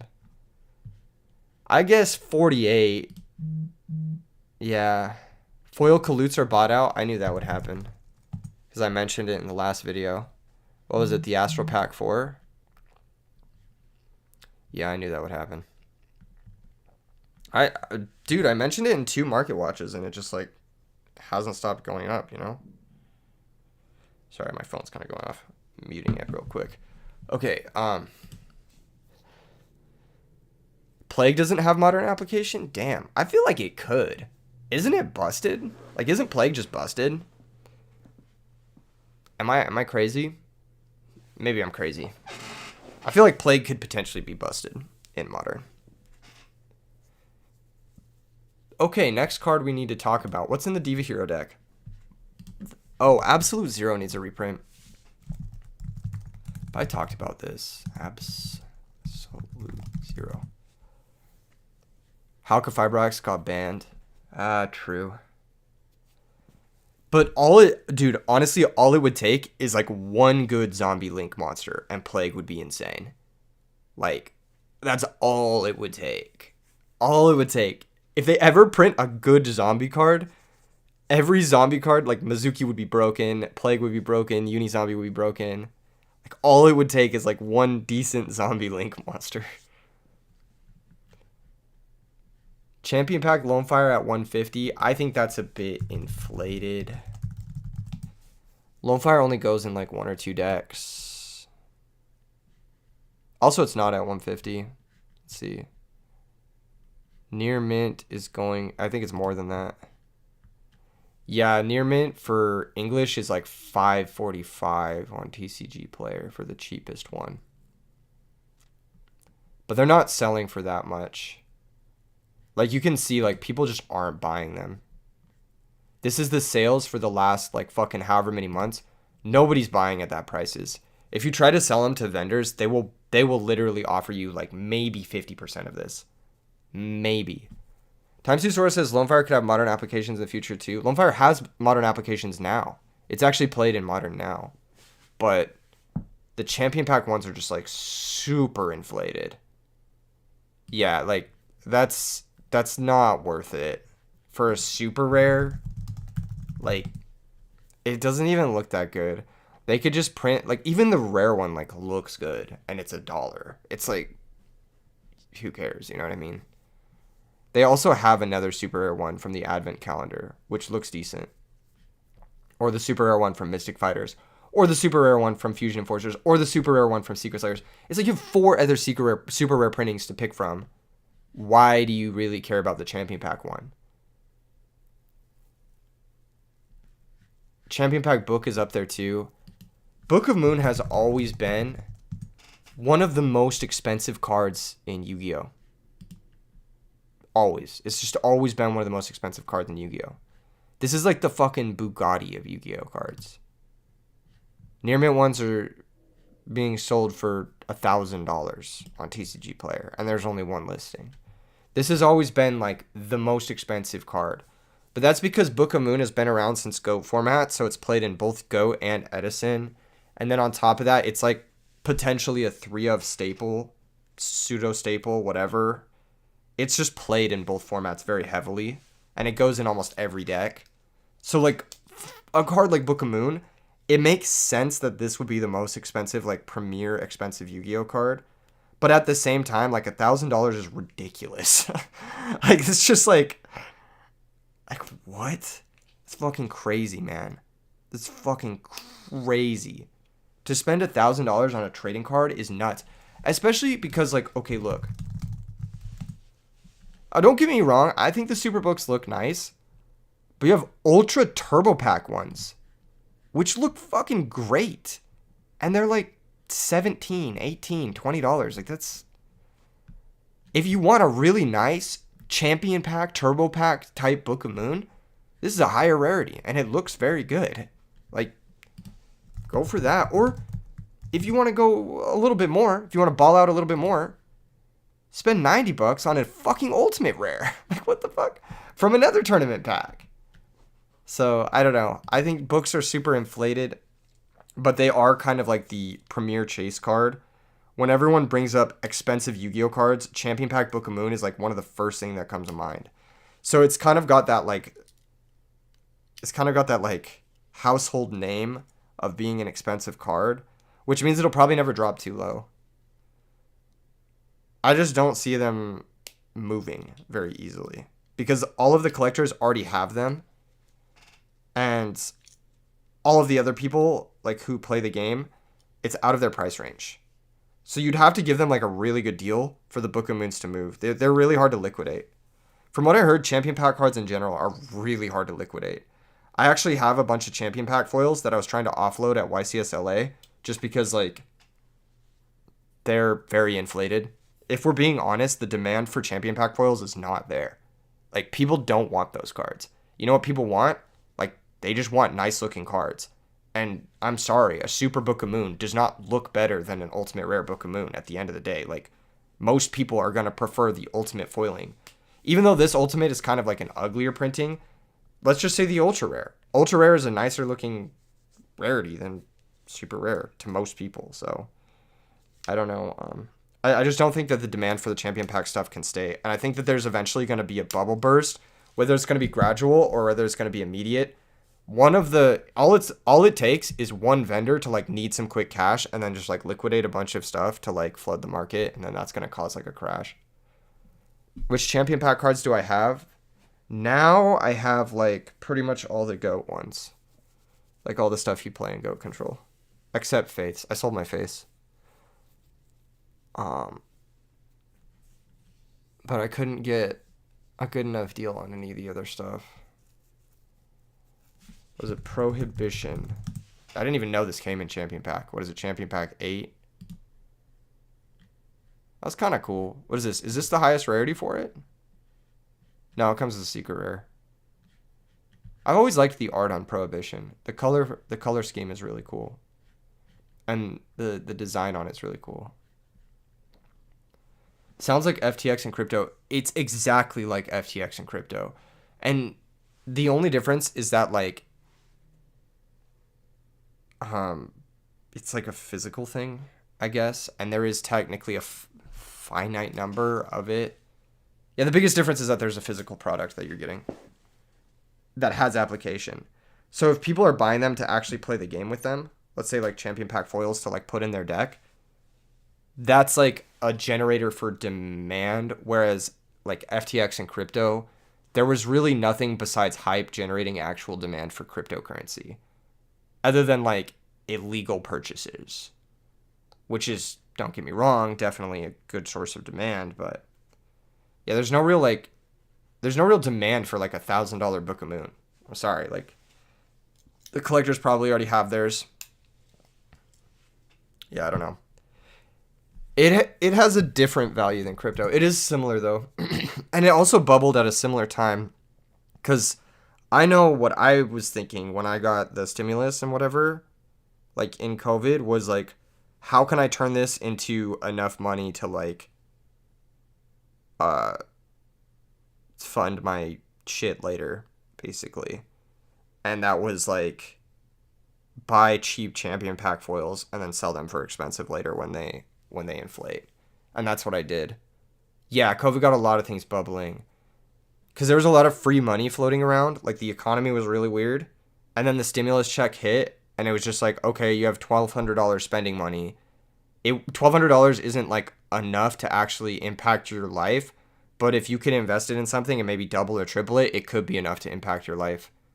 So, a lot of people were having the same like mentality, and that's when the bubble was created. But the issue is like there's no fucking demand. Like the only thing right now generating demand for these cards is Edison format being popular. And how much of Edison format being popular is dependent on like one or two really small factors.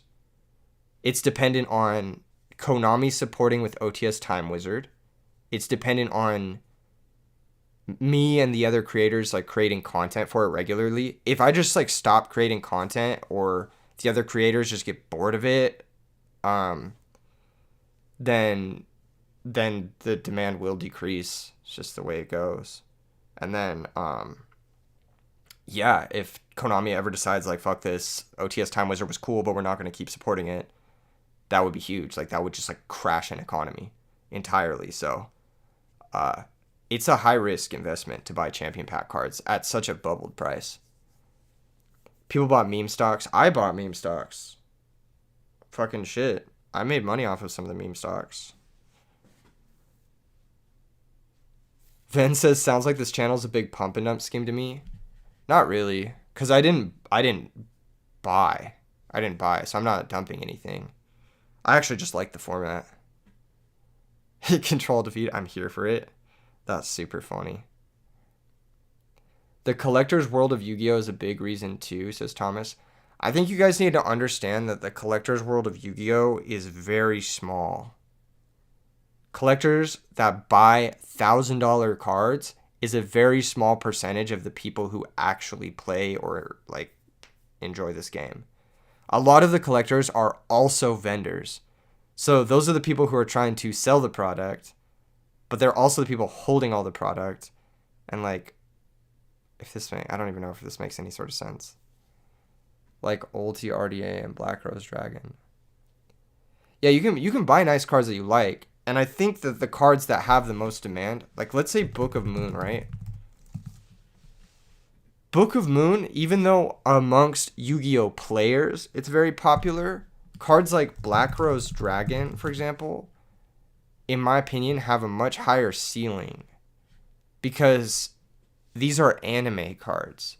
So even casual people want to own an ultimate rare Black Rose Dragon. Like, I have a friend, for example, who never plays the game. He's never played a game of Edison format. He's never played the game. But he owns an ultimate first Black Rose Dragon because he likes the art and he remembers the monster in the show. And that's literally it. Like, there's actual appeal for these cards to casual players and casual enjoyers of like the anime and the manga and shit. Whereas like Book of Moon, like who's gonna give a shit about your champion pack smashing ground? You know what I mean? Like who's gonna give a shit about this? The champion pack 2. Like nobody's gonna be like, oh, smashing ground, I remember that from the anime. No, nobody's gonna give a shit about that. You can't tell someone about a smashing ground and someone's gonna care. You know what I mean? So, I don't know. Maybe that's just me.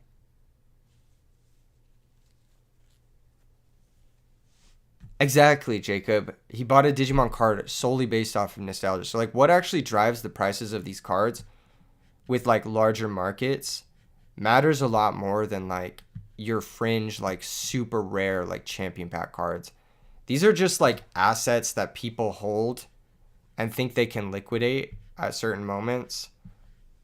But these are really, really hard assets to liquidate. If you're looking at a Magician of Faith, for example, right? Like, let's say you have a champion pack Magician of Faith, right? You're saying, oh, I have this card that's worth $500. But then you also have to think about who's going to buy this card for $500? Who's actually going to buy a super rare Magician of Faith for $500? If you had to liquidate a Magician of Faith, oftentimes you're going to take a huge L. You know what I mean? You're going to take like fucking 20 to 40% off when trying to sell something like this.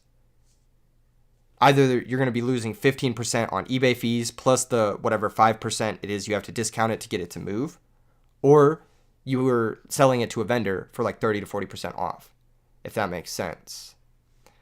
So like, even though this card is technically worth a ton of money, it is not very liquid.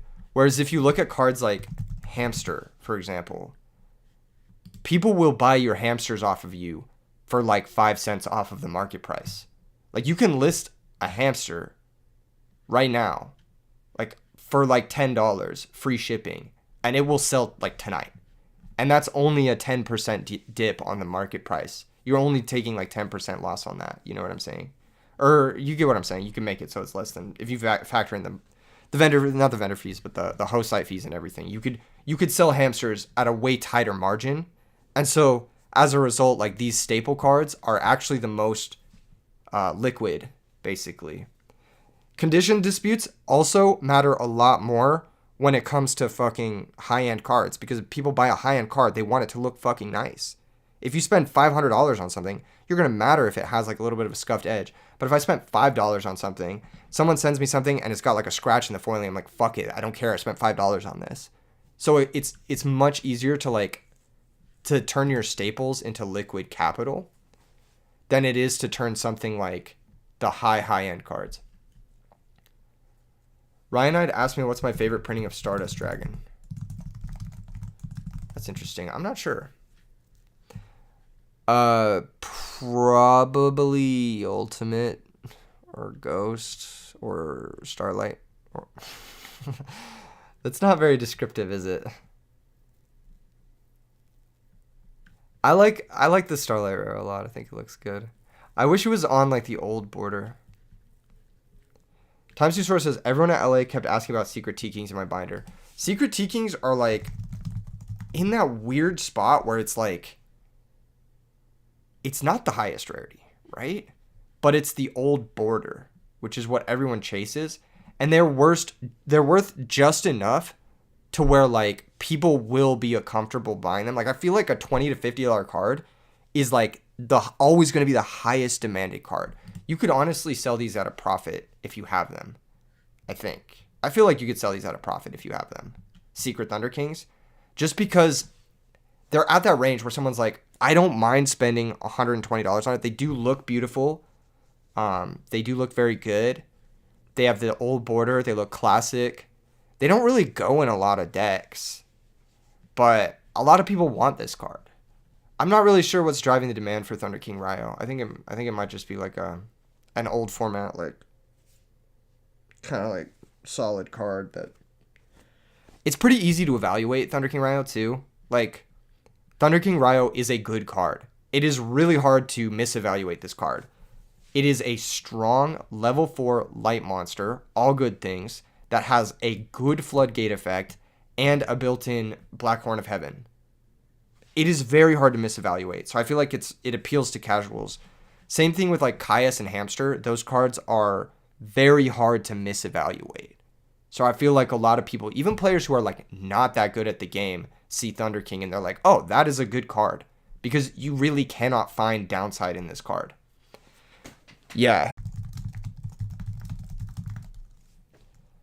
Am I back? Am I back?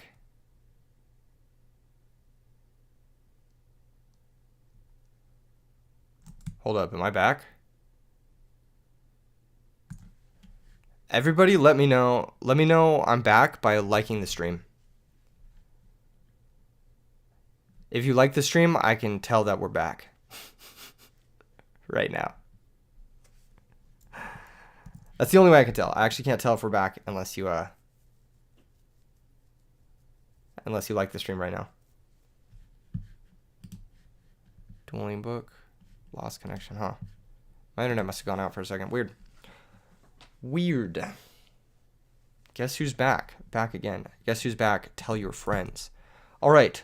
What else do I want to talk about? Yeah, so I think champion back foils, while they are like beautiful and luxurious, they're just impossible to liquidate, which makes them not great investments. If you're thinking from like an investment standpoint, you're better off buying like 30 super nimble mega hamsters than buying like one champion back smashing ground or whatever.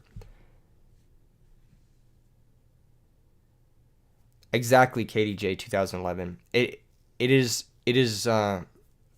It's finding that happy point where people are willing to buy it for like full price to where you can actually get your money's worth out of the card. DD Warrior Lady Super looks great. I'm a fan. I'm a big fan of the super rares.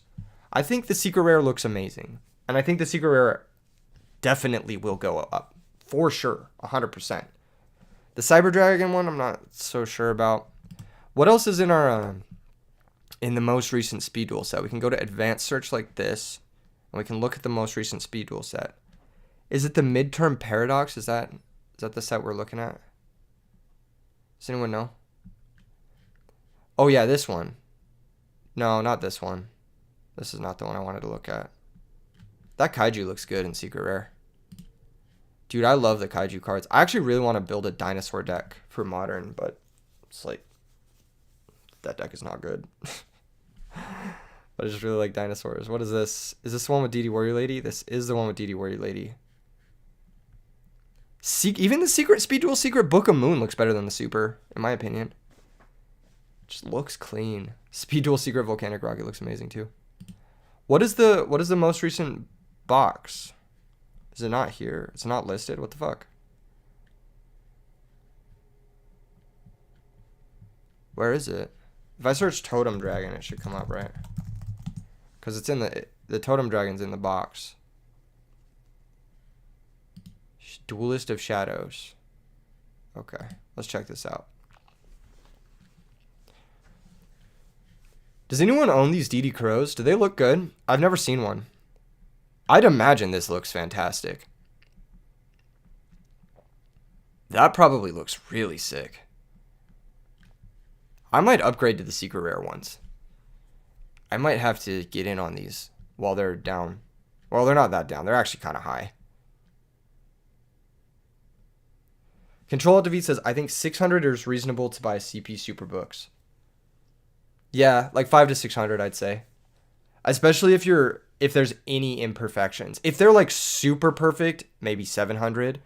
But if there's like any sort of imperfection, I think 500 to 600 is probably like a decent price for CP Superbooks. Because that is the premier champion pack card. But anything over that just feels super inflated. You love old school commons? They have a jank kind of look. Yeah, me too. So the Speed Duel Secret DD Crow looks good. I'm a fan. I like it. The Super Poly, we didn't need another Super Poly in Secret. We already have a bunch of Secret Super Polys. That being said, I think they might have needed it for the Speed Duels format. Okay, Allure of Darkness. They don't have an image up for this. This looks nice, right? Hold up. Speed Duel Secret Allure of Darkness. Are there images of this online? What if we check out eBay? This set is out, right? Like, this is not like a pre-order thing. I agree, Control Alt Defeat. I think it's one of those things that, like, if you wanted them as a kid, then you definitely want them now. That's why I bought them. And then once I had them and I never played with them, I was like, okay. I still kept a few. I still have a couple of them. Oh, wow. Wow. That's cool. Hold up. How did it know? How did it know? Dude, this looks good. This looks good. Damn, dude, that looks clean. I actually like this a lot. I might pick one of these up for Edison. These look nice. Wow. Look at the way the foil is. Hold up. Can we zoom in on that? Shit. Is there a way for me to... Okay, hold on. Maybe we can zoom in this way. God fucking damn it. Okay. Yeah. No, the foil on that looks good. Actually, you know, we could probably do this. Hold up. Zoom out. Open image in new tab. And then zoom in even more. Yeah. That looks good. Yes, Ulti Allure is still goated. Of course, Ulti Allure will always look the best. But I do like this a lot. Look at the way the colors layer into the darkness on the card. The speed duel cards do have the speed duel stamp. For some reason, it's not showing in this picture. It might have just been the angle of the photo, but that's kind of weird that it's not there. Maybe it was a misprint. Who knows? They should have the stamp, though. Not a fan of the foil attributes. I actually do like the foil attributes. I may be one of the few people who does like it. I think it looks cool. I think it adds another like little texture to the card that the card wouldn't have had before. I like the foil attributes, and I do like the name foiling as well. They have a glossier finish. Stamp is better seen at certain angles. I could see that. Yeah, this looks very nice. I'm a fan of this. I'm probably going to get one of these too. So I'm probably going to pick up, like after the stream, I'm probably going to pick up 3DD Warrior Lady and 1 Allure of Darkness. Because I think the Allure looks fantastic. I actually have Allures that I really like that are really expensive. Allure of Darkness. They're like, I think they're like, not the collector's rare ones. They look fantastic. But I have the Prismatic Secrets. They might not even have them. Not the parallels. But what is this? I think it's this one. This is the one I have. And then I also have my Book of Moons are also this rarity. And I actually like this the best. Like we can open this guy in a new tab and you guys can see. This just looks so fucking good. These are so cool. Jay says, I got to do a collection show off. My collection is like random as shit. I just have like a bunch of cards that I think look good. I don't have like if I see a card that looks good, I'm like a fucking crow, dude. I'm like a little fucking animal. I'm like, oh, that card looks good. And then I bring it home to my collection. I put it in my binder and then it never sees the light of day. And I just have like so much random shit. Like I was like buying random secret rares at the YCS with Paige because we were like, dude, these cards look fantastic. One of the cards we picked up was Chaos Creator Secret Rare. This card looks so good. It looks so good. Oh shit, that's not the picture I wanted to click on. This is the picture I wanted. It looks so fucking good in person. For some reason, it just looks so nice. And I was like, what the fuck? The card is like $1. All right? It's not an expensive card. But it looks awesome. So I bought one of those. And then there's this girl. There's this like, is it Magistus? Secret.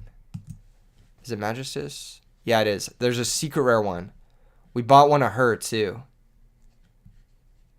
Because she looks fucking fantastic in secret rare. Like the card just looks awesome in secret rare. It looks so cool.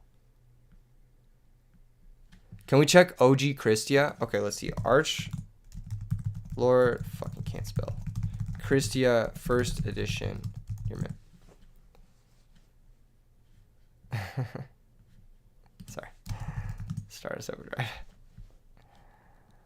Looks like there's one listed here for $550. And then there's a PSA 9 for $1,000. Which is pretty good. You've got a lightly played secret rare for $540. You got a secret rare. This one looks lightly played. You can kind of see the edges don't look perfect, for about $500.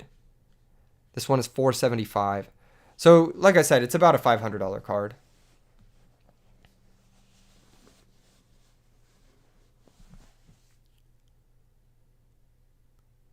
Elliot says my collection is worth 50 to 70,000 Australian dollars range. I'm not sure if it's worth owning anymore. I don't know. I mean, like, I can't give financial advice, man. Like, worth is largely subjective. The only thing I can say is like whether or not a card will go up or down in price for a good bit, how long it'll take. But I don't really know what's worth it to you individually, if that makes sense, Elliot. Like, I only collect for like the love of the art and the love of the cards. But when I inevitably have a kid, I'll probably liquidate most of my cards and just like put that money towards my kid's future. Because to me, like, it's been a fun ride, but I only have cards that I like, you know? And that's what matters to me.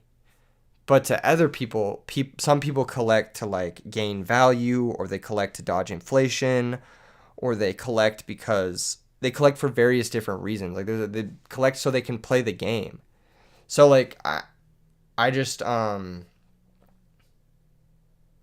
don't know, it's different for everybody. Like me personally, like I like the cards, but I just it's all like I just collect what I like. So I don't know if it's like for you, if you've collected for the purpose of gaining capital, at a certain point you have to you have to think about like, I don't know if you have like a TCG player store or like what it is you do.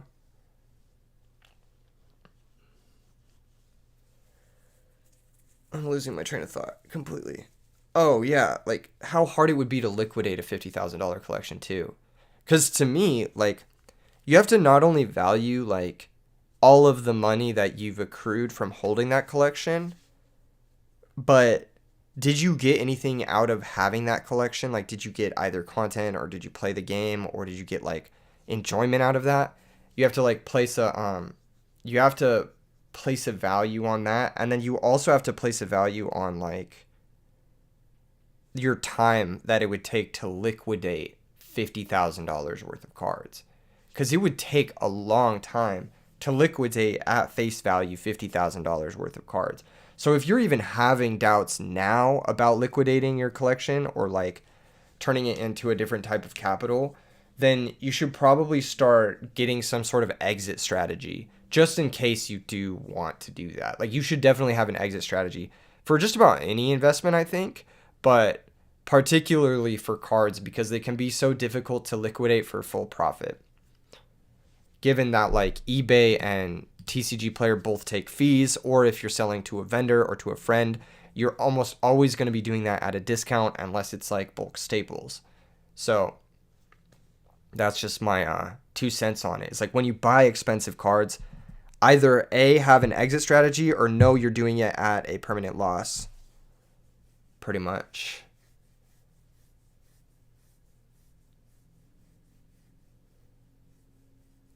Yu-Gi-Oh! Black Market on Facebook. Yeah, you could probably sell it there. What's up, Kevin? Totogon says, can't wait to be 90, dropping your ultimate rare judgment dragon on your grandkids. That's super funny. It is really time consuming to sell your collection, and it also like taxes your brain. Like, I wanted to sell like maybe like fucking 56 cards, or like it was like 60 cards. I like 60 cards I wanted to sell at YCS LA. And it took me like 4 or 5 days to come up with an amount of money I was comfortable selling those cards for. Like just going through like prices and like figuring out exactly what I would be like comfortable selling it for. And then it took all of that time at YCS LA, like talking to the vendors and stuff, like selling the cards, and like it's just very like time and effort consuming to get rid of those cards. If you take into account that like I could have spent that time doing literally anything else with my life, I could have gotten value a different way. It just depends on like how much you value your time. It depends on how much you need that capital. It depends. There's so many factors, so it's hard for me to say like whether or not you should buy into Yu-Gi-Oh cards or sell Yu-Gi-Oh cards. I do think that if you want to buy Yu-Gi-Oh cards, and you're just like a regular player, whatever, if you're looking to make a quick buck, staples are a good investment. Staples that are easy to liquidate. And if you're looking to actually play the game, that is a good reason to buy the cards. If you want to play the game, buying the cards is a good reason. If you don't want to play the game, it's kind of hard for me personally to say, yeah, you should buy this card. Because you don't want to play the game.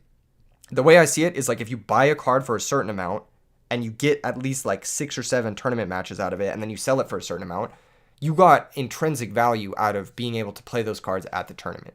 Like that is something that is worth your money and time and effort. Because playing the game is enjoyable, And then on top of that, it's like gives you a chance to actually win stuff. So I think that like if you intend on playing the game, that is definitely when you should buy the cards. And as long as there are tournaments happening, that's what's going to drive the demand for the cards. If tournaments stop happening, demand will just plummet. You get what I'm saying? You guys get what I'm saying. Like, tournaments are ultimately the number one driving force behind demand, which means the OTS Time Wizard for old school stuff is the number one driving force behind, like, the market spiking as much as it is now for, like, Edison stuff. Okay, let me close out this. This is the Allure of Darkness that I have. I actually really like it. I also have the Book of Moons that look like that. Let me see if I can find them. Book of Moon, JP Prismatic. Let's see if they have them. That's not it. They might not even have it. Secret. Let's see if they have it here. It's not the gold rare one. I think it's this one. I think it's the TRC ones. Yeah, this is the one that I have. They look really good. Let's see if there's a better photo of them. No, there's not. God damn it. They look really good in person. I'll maybe take a picture for them at some point. This guy has the best picture of them. Yeah. Yeah. These look really good. These are the ones that I have. They look fucking fantastic. Control Defeat says, why sell if you play with most of your cards? Are you asking me personally? Is the price spike giving me FOMO for not selling? Most of the cards I sold were cards that I wasn't playing with or cards that I thought were going to get like reprinted in a different rarity, like Substitutes, Telekinetic Power Wells, stuff like that, and Super Nimble Mega Hamsters, Ultimate Monarchs, Secret Rare JDs. Oh, you were asking Elliot? Okay. Yeah, these books look fucking awesome. These and then the Allures, these are my favorite rarity. Unfortunately, they don't come in English. But, like, I love the line pattern of the prismatic on these two card arts because I think it lines up with the art of the card better than the other foilings does, if that makes sense. Can you use OCG cards in the YCS secondary events? I'm just going to say no. I know people have gotten away with it, but it is against the rules. It is against their rules, and you can be disqualified for it.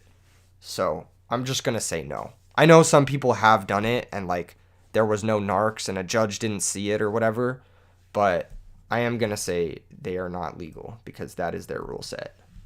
And if I throw like RBETs, IRL RBETs, then those are going to be OTS sanctioned and OCG cards will also not be legal at the IRL RBETs. So even though they look amazing, they really are just for playing with your friends. Am I excited for the 25th Century Rare Sidra? No, not really. Cyber Dragon is like a card I've never really cared that much about. I hope that there's a Stardust Dragon, because I've never owned a nice Stardust Dragon. So it'd be nice to have a nice one.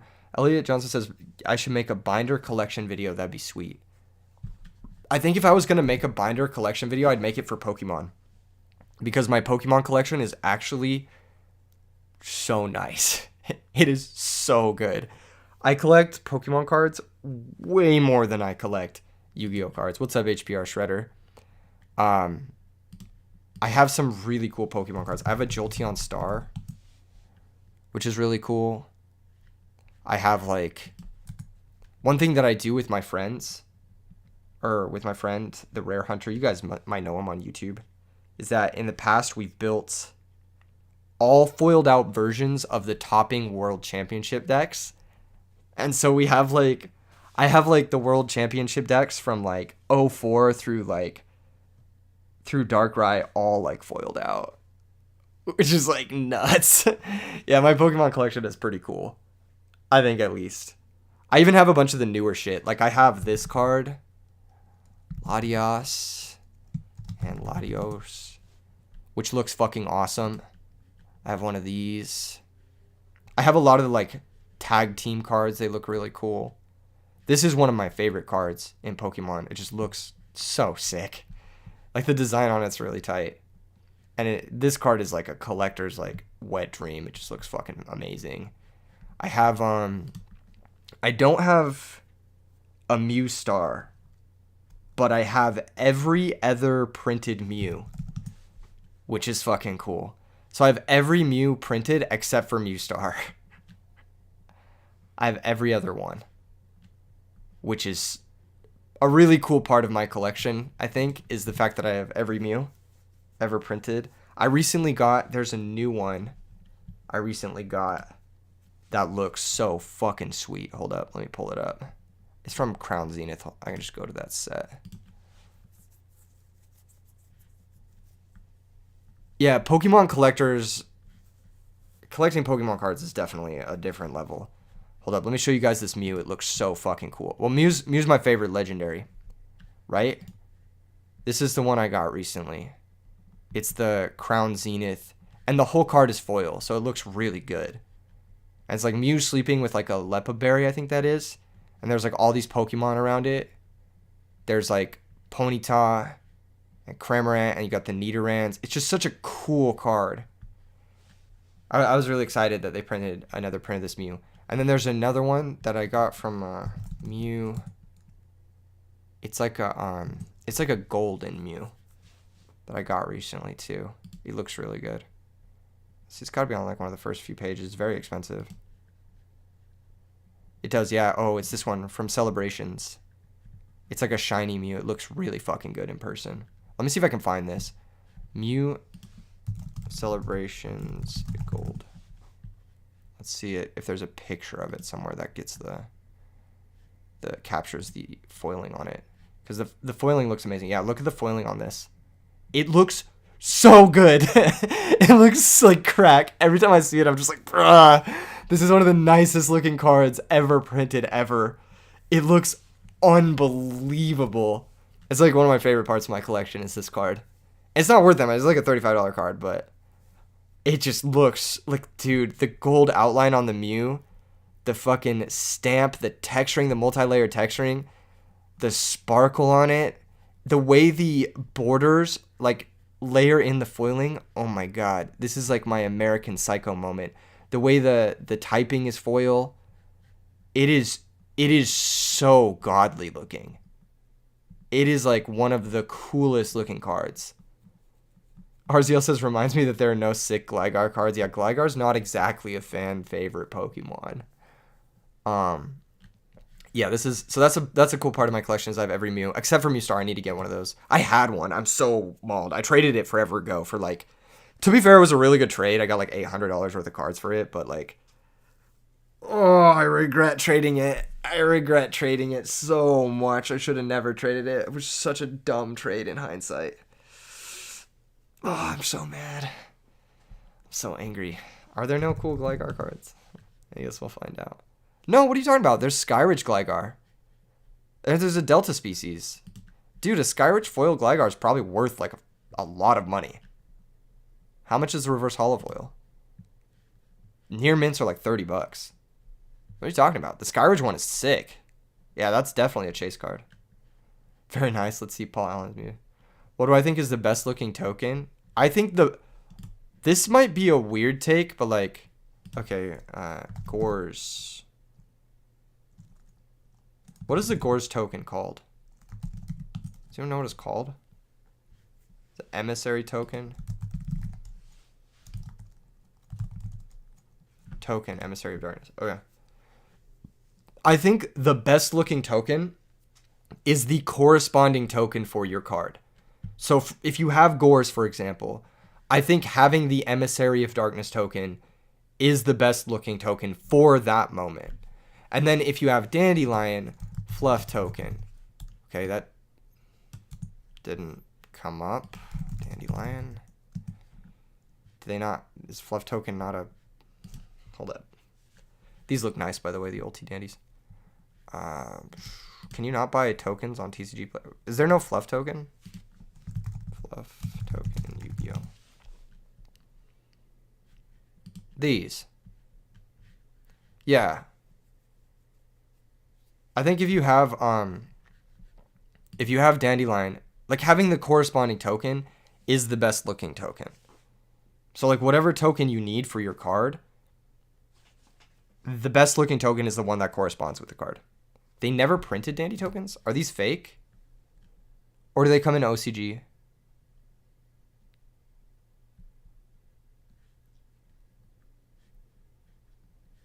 Are they printed in the OCG?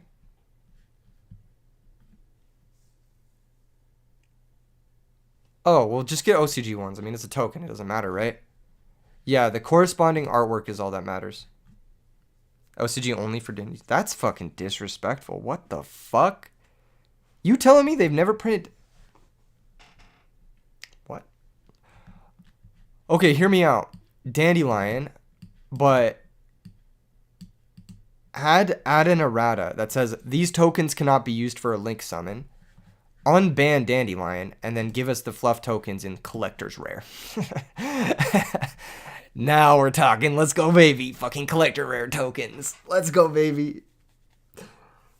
That's hype, actually. Legend of Blue Eyes Mystical Elf Super. Those Legend of Blue Eyes Vanilla Supers are some of the best looking cards. I agree.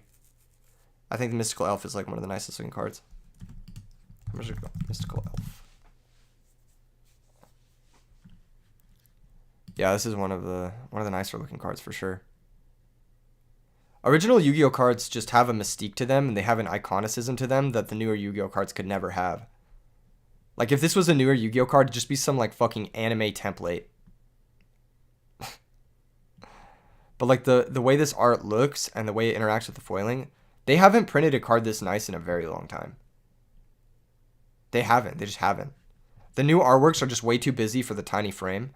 The foiling is way too complicated. Like, they've gone in the direction of, like, overstimulation, like TikTok brain, which I really don't like.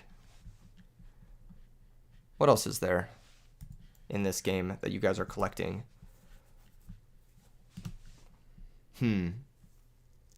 Full art Sword Soul tokens. Cool. I think anything with the corresponding artwork is the best token. Because it just, like, fits, you know? It just feels right. It feels like you're playing the token. Phantom Darkness. Oh, Dark Arm Dragon. Let's pull this up. The best card ever. I should shout out my Twitter right now. /E3 Yu-Gi-Oh. Hold up. But yes, Phantom Darkness, Secret Rare, Dark Armed Dragon. I actually just got one of these. I just got one of these and I tweeted out a picture of it. And it looks so good. It looks so good. Look at it. Ah, I'm so happy. I finally have a nice Dark Arm Dragon. It is German, but I think the German one goes hard. Look how nice it looks. Look how nice it looks. Look at this fucking picture of this Dark Arm Dragon. It's such a nice picture. You can even see the print lines. The dots when we zoom in on it. Oh my god. Yes, I'm so happy to finally own one. I got such a good price on it too. I got it for $180, which is such a good price. You guys don't even know. I got $180 for a secret first Dark Arm Dragon, even though it is German, is insanely good price on it. Someone said need English. I don't think you need English. I think the foreign ones look just as good, especially because like of the Euro print. Looks very nice. I'm a big fan.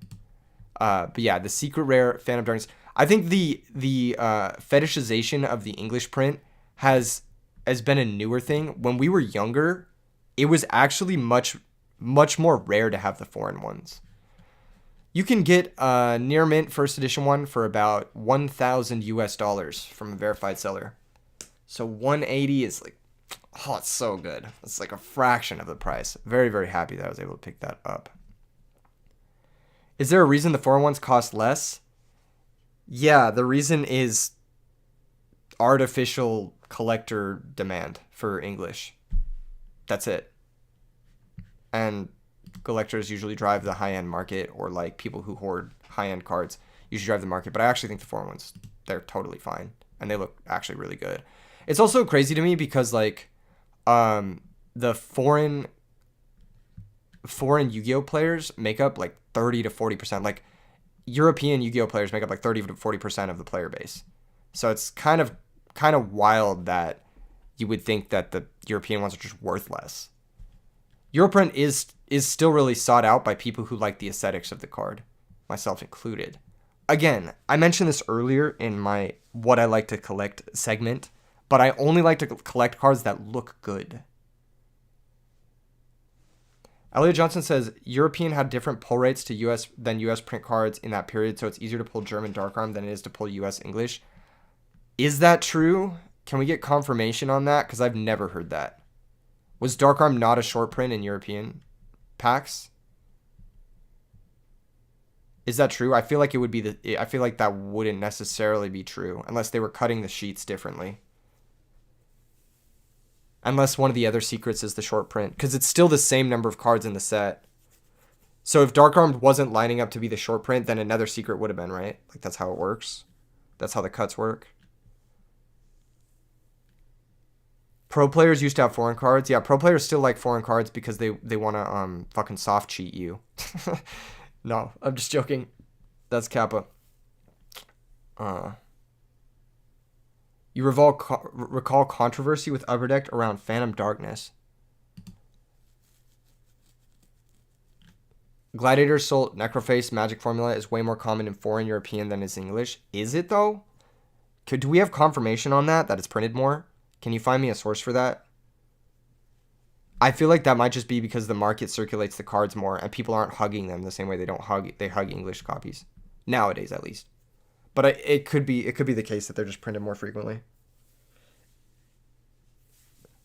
Not that it fucking matters.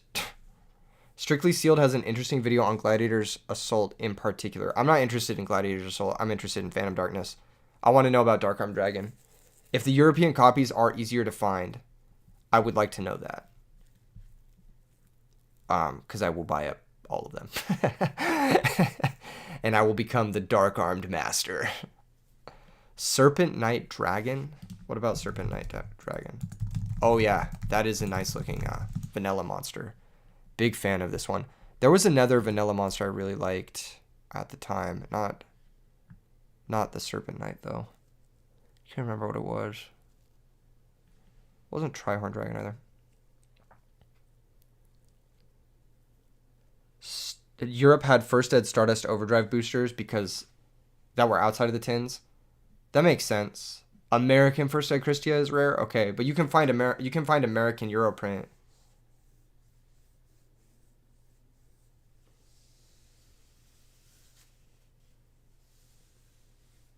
Oh, it will explain why they're printed differently. Okay, that makes sense. Yeah, I'll check it out later. If it's a marginal difference, then it doesn't really matter to me, as far as I'm concerned. Also think the European print looks better. Hold up. Follow me on Twitter, Kappa.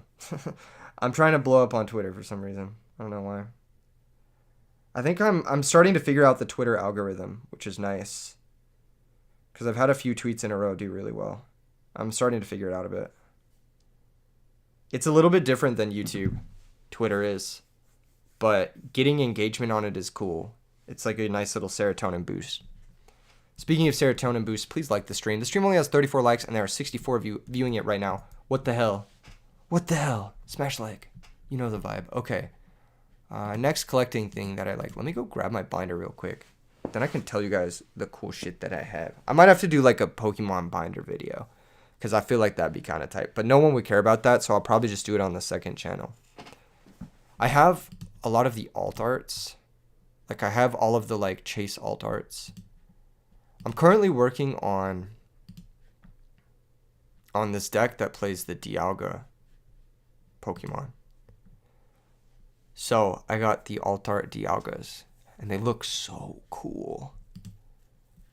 This is the alt art, but it's textured.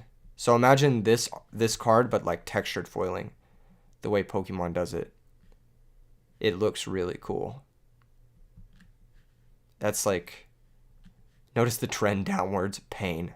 Actually, the trend downwards makes me happy because I was able to pick them up for kind of cheaper.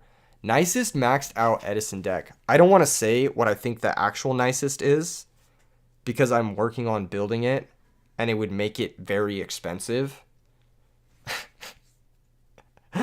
So I'm not going to say what I actually think it is, but I will say what most people think it is, which is Diva Hero.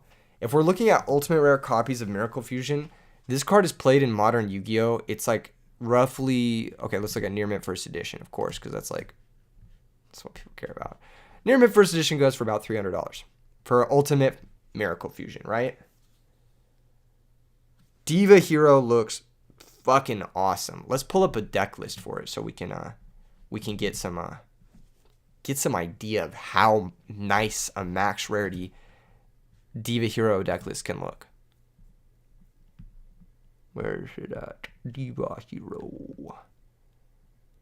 Diva Hero. This is the one I played most recently in a video. This list plays Morphing Jar. So it can get really out of hand in terms of price.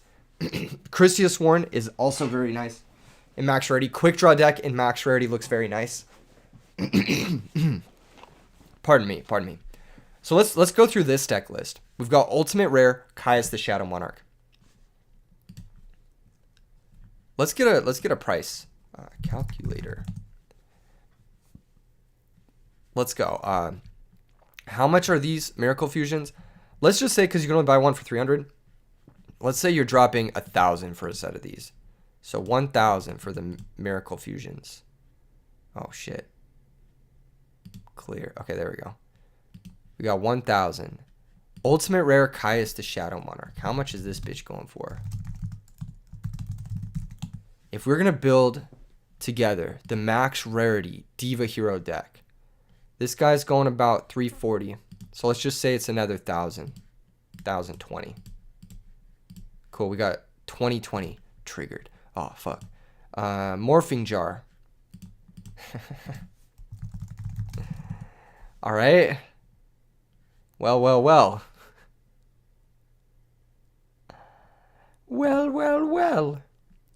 Mr. Jar.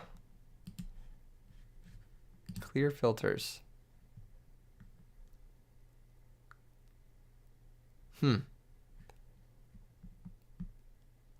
Tournament Pack 2 Morphing Jar. All right. Let's say you want Near Mint, because, you know, this is all hypothetical anyway. It's about 10,000. So we're at 12,000 and we've bought 7 cards for our deck. Deep Sea Diva. Talk about inflated cards. Fucking ultra rare Morphing Jar. We've got Turbo Pack Supers. This card needs a collector's rare so fucking badly. Holy shit, it needs a collector's rare. Super rare just looks fucking miserably bad. They're about 100. Alright, plus 300. Alright. Spined Gilman. First edition. Oh, we get a shatter foil? What? Perfect. $5. Plus 5 for Gilman. Okay.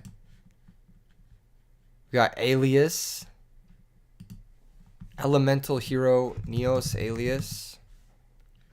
Ultimate rares are probably pretty expensive. I'm assuming in the same realm as the Miracle Fusion maybe. Oh no, significantly less. About 100. Okay. Destiny Hero Malicious. What's the best rarity of Destiny Hero Malicious, guys? Is it dual terminal? Is it ultra? What's the best rarity of Destiny Hero Malicious? Is it actually the ultra rare? Is that actually what people think is the best? There's no way people actually like the secret rare. The secret rare looks like shit. The ultra rare one does look good. They're about 40. Okay, so we'll go plus 80. It's funny because I made a video on how much this deck would cost if you bought min rarity everything. And it was like one of the first videos, and it was like an under $20 deck for everything in the deck. So you can spend $20 to build this deck, or you can spend $12 billion to build this deck. Elemental Hero Stratos. Oh my god, the debate on this is going to be real. It's going to be real. Okay. Hold on. I need to know. Starlight Stratos. Ultimate Stratos. Secret third option.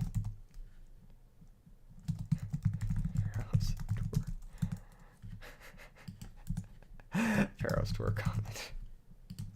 All right, all right, all right. Which of these is the max rarity Stratos?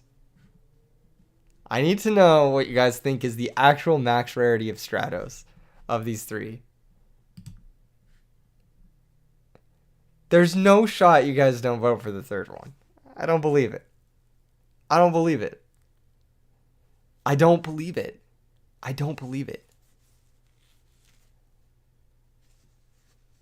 There's no way. First off, the Starlight is the most expensive. Someone fucking explain that to me. By over a factor of 2. Maybe it's just because it's rare. I don't know. Second off, literally the Pharaoh's Tour English is like one of the rarest cards on the planet. How is this not the most expensive card? This is literally one of the rarest cards on the planet. Pharaoh's Tour Common Stratos in English. I may or may not pick up one of these too. Rarity? You guys think rarity has anything to do with this shit? People will spend tens of thousands of dollars on a super rare Italian Sinister Serpent. The other two are more sought after by plebs, maybe. They don't understand the value of the Pharaoh's Tour. All right. You guys voted for the Ultimate Stratos. That's what we're going to put in our max rarity Diva Hero deck. And this card goes for about $135. So we're going to go for $135. We're ending the poll. Thank you for participating. Your opinion was taken into account. Okay, evil guy. Evil guy. Weird. Does anyone know why this is not coming up? That's strange. Sangan. Retro pack. What the fuck? What is going on? Huh? This card is worth $200? All right. Shit. I have a set of these. I am up my life. That's pretty cool. All right. All right, we got the Sangan. Let's get the Snowman Eaters next. Snowman Eater. Turbo Pack, Booster 5. Wait a fucking second. There's a Turbo Pack Foil Snowman Eater, and it's only $25? Oh, there's only one page of them. All right, let's just say they're 50. Let's just say they're 50. Because there's no listings. Okay, we got the Gilman. Treeborn Frog is next. And then Gores.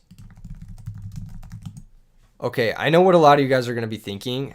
You're going to be thinking, we got to do the ultimate rare Treeborn Frog. But fuck no, we're doing Dark Revelation Ultra. This is the nicest looking Treeborn Frog. By far. By far.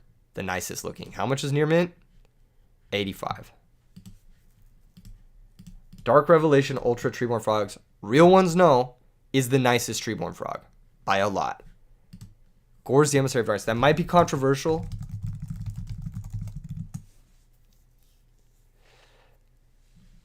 Why is this shit coming up when I search Gore's the Emissary of Darkness? Why? Why does it do that? That's so annoying. Looks like the highest is Ghost Gores, but I know there is a Retro Pack secret.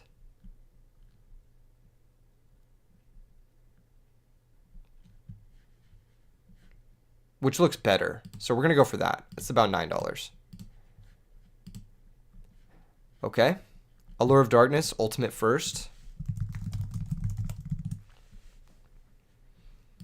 We could go with the Speed Duel secret, but I think we're going to do the Ultimate first. And that goes for around $270. Very expensive for a limited card.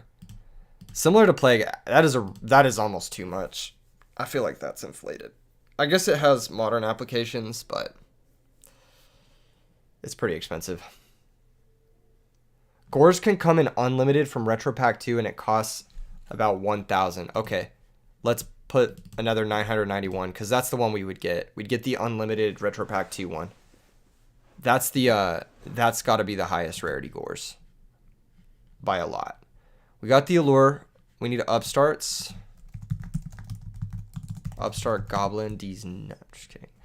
What are we doing? We're pricing out a max rarity Diva Hero deck to see how much it would cost for us to build this deck in max rarity. Upstart goblin, English, ultra rare, clear filters, near mint. I like 50. Is that an ultra rare? That's a super rare. Dude, you are so cucked if you buy a super rare upstart goblin. I'm sorry. I'm sorry. That is such a fucking insane thing to spend $50 on. We're buying Retro Pack 1 commons, okay? You're so insanely cucked if you buy super rare upstart goblins. I'm sorry. They look terrible. No. No. Brain control. Ultimate first.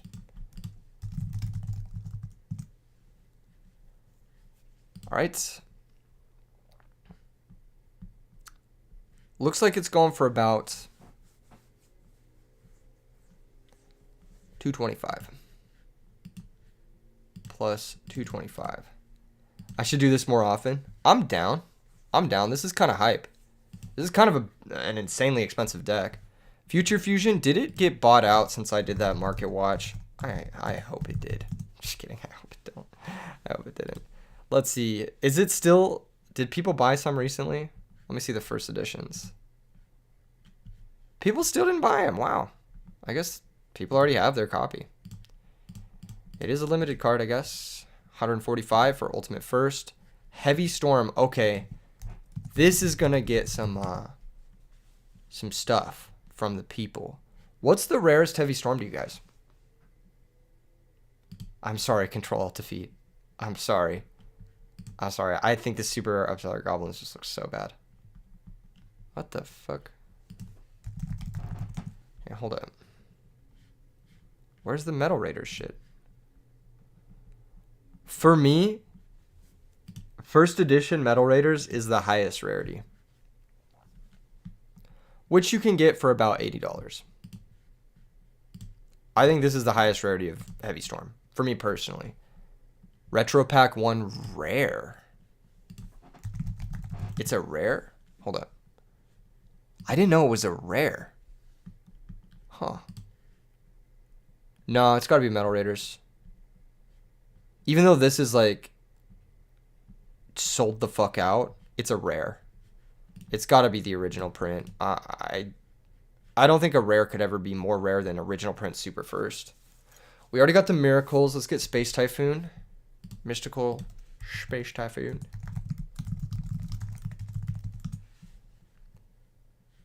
Okay, there are a lot of different takes on Mystical Space Typhoon. We've got Ghost Rare, we've got Ultimate Astral Pack, which does look very good. And then we've got some other really cool ones. Hobby League is nice. The original one is very nice. And I do actually really like the Dark Beginning 1 Super. However, the Dark Beginning 1 Super can never be max rarity, just because it will always be less than the original print. So I think really what it comes down to is like, do you like Ulti or do you like original first edition? Let's go check out the original first edition first and see how much that one costs. So the original first edition goes for about $90. $90 to $100. Okay.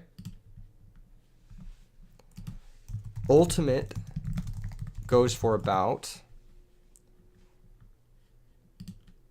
What's the Suijin misprint? Does it say the name Suijin or something? I've never heard of that. The ulti looks incredible. I think we're going to have to err on the side of the ultimate. Even though it is trending downwards, we're just going to go ahead and slap it with a 143 because that's the cheapest verified English. Okay, we're going to go with Ultimate Rare for this deck. It matches the Ulti Caius's. That's the only reason I'm thinking about it. It also matches our Brain, Future Fusion, Miracles, Allure, everything else. Ultimate Rare Alias, etc., etc. Ultimate Rare Stratos, which we ended up getting. So the deck is like largely ultimate rares. Next up, we've got Reinforcement of the Army. Reinforcement of the Army, I think, has so many sick printings. We've got the Ultra Pharaoh's Rare, which looks okay. I actually prefer the Secret Pharaoh's Rare because the name is white.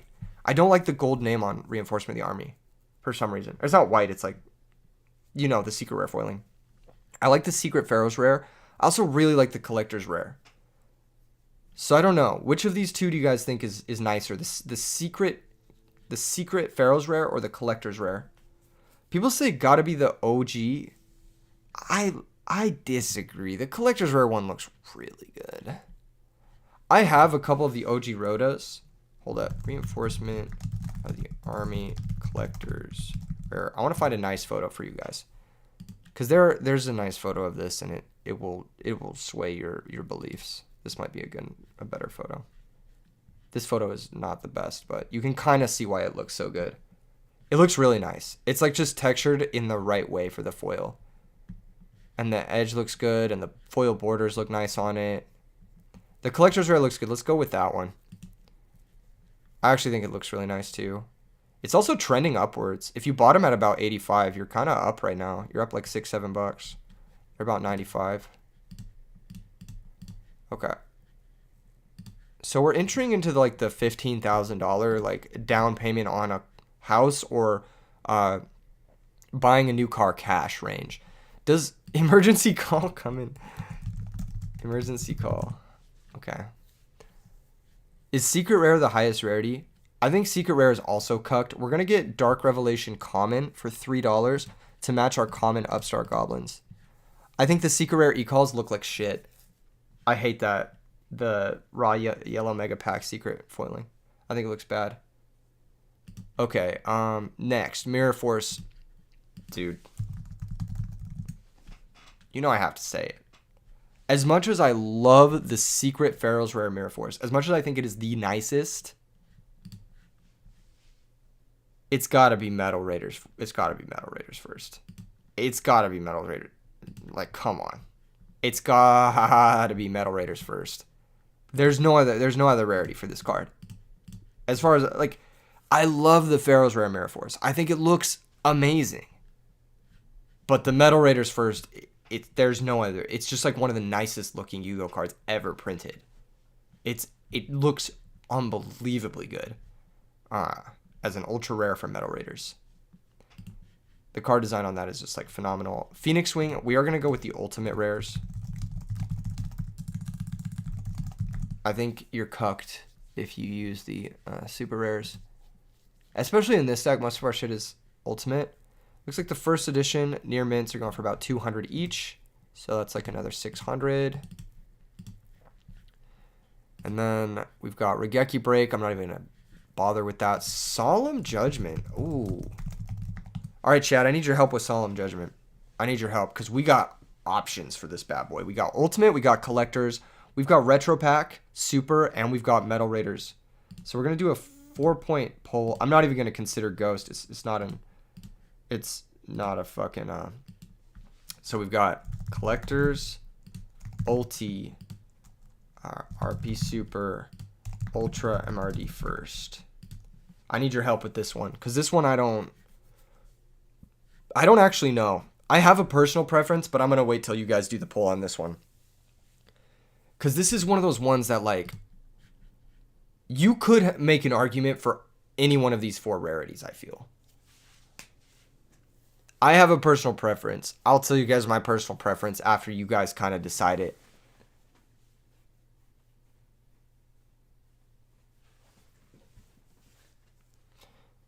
A lot of people out here for the Ultra Metal Raiders first. You haven't seen the Collector's Rare? Okay, let's pull up the Collector's Rare for the people who are still undecided. Collector's Rare Solemn Judgment. Let's pull up the Collector's Rare. There's got to be a good picture of this bad boy on here on the internet somewhere, right? Come on. Someone on eBay will have a good picture, right? Collector's Rare Solemn Judgment. Someone on here has a good picture, right? Right? How does no one have a good picture of it? This might be the best picture we have of it so far. Okay. Let's get a nice zoom in on this. That looks damn nice. That looks damn clean. Hold up. Wait. Stop the count, everybody. This may have changed my opinion on some things. That looks fucking clean. Hold up. Okay, this is not looking right. Here's another angle on the foiling. Wow. That looks really good. Stop the count. All right, so initially I would have, wow, that is fucking gorgeous. Holy shit, I did not think it looked that good. It is one of the newer collector's rares, and the newer collector's rares look a bunch better than the older collector's rares. Okay, I'm going to end the poll. Now, most people went with Ultra Metal Raiders first. Most people went with this, and this is my personal preference. It matches the Mirror Force for the deck. It goes for about $370. So we're going to add it for $370. It's also technically one of the rarest prints you can get of the card. But after seeing the collector's rare, I do have to say I really do like the collector's rare, and I can't fault you if when building this deck in max rarity, you went for the Pharaoh's rare on the Mirror Force and the collector's rare on the Solemn. Because next, we're going to have to get a Torrential Tribute. And I'm not even going to let you guys choose the collector's rare Torrential Tribute, but you could have picked the collector's rare Torrential Tribute had you gone for that sort of theme. As it stands, though, we got to go with Labyrinth of Nightmare Ultra to match the rest of the deck, which goes for about $52 for Ultra First. That is cheap. What the fuck?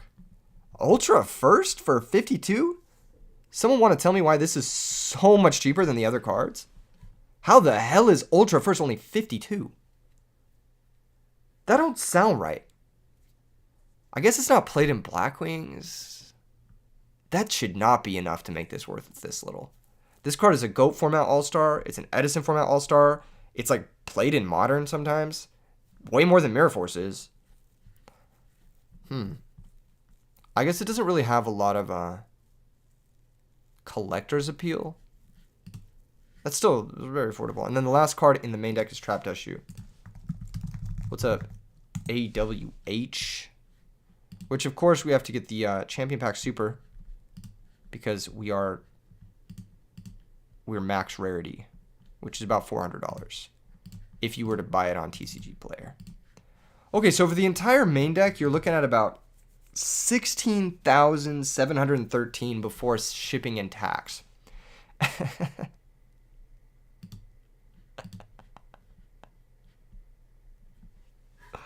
So, yeah, that's reasonable price for a deck.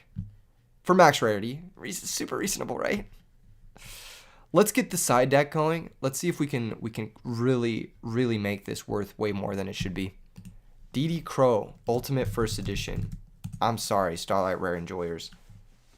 I'm sorry. It's got to be the Ultimate First for me. Matches the rest of the deck. It's about $225 each, so $450. Cyber Dragon, Ultimate Rare. Buy it now, do it. I might buy it after the stream.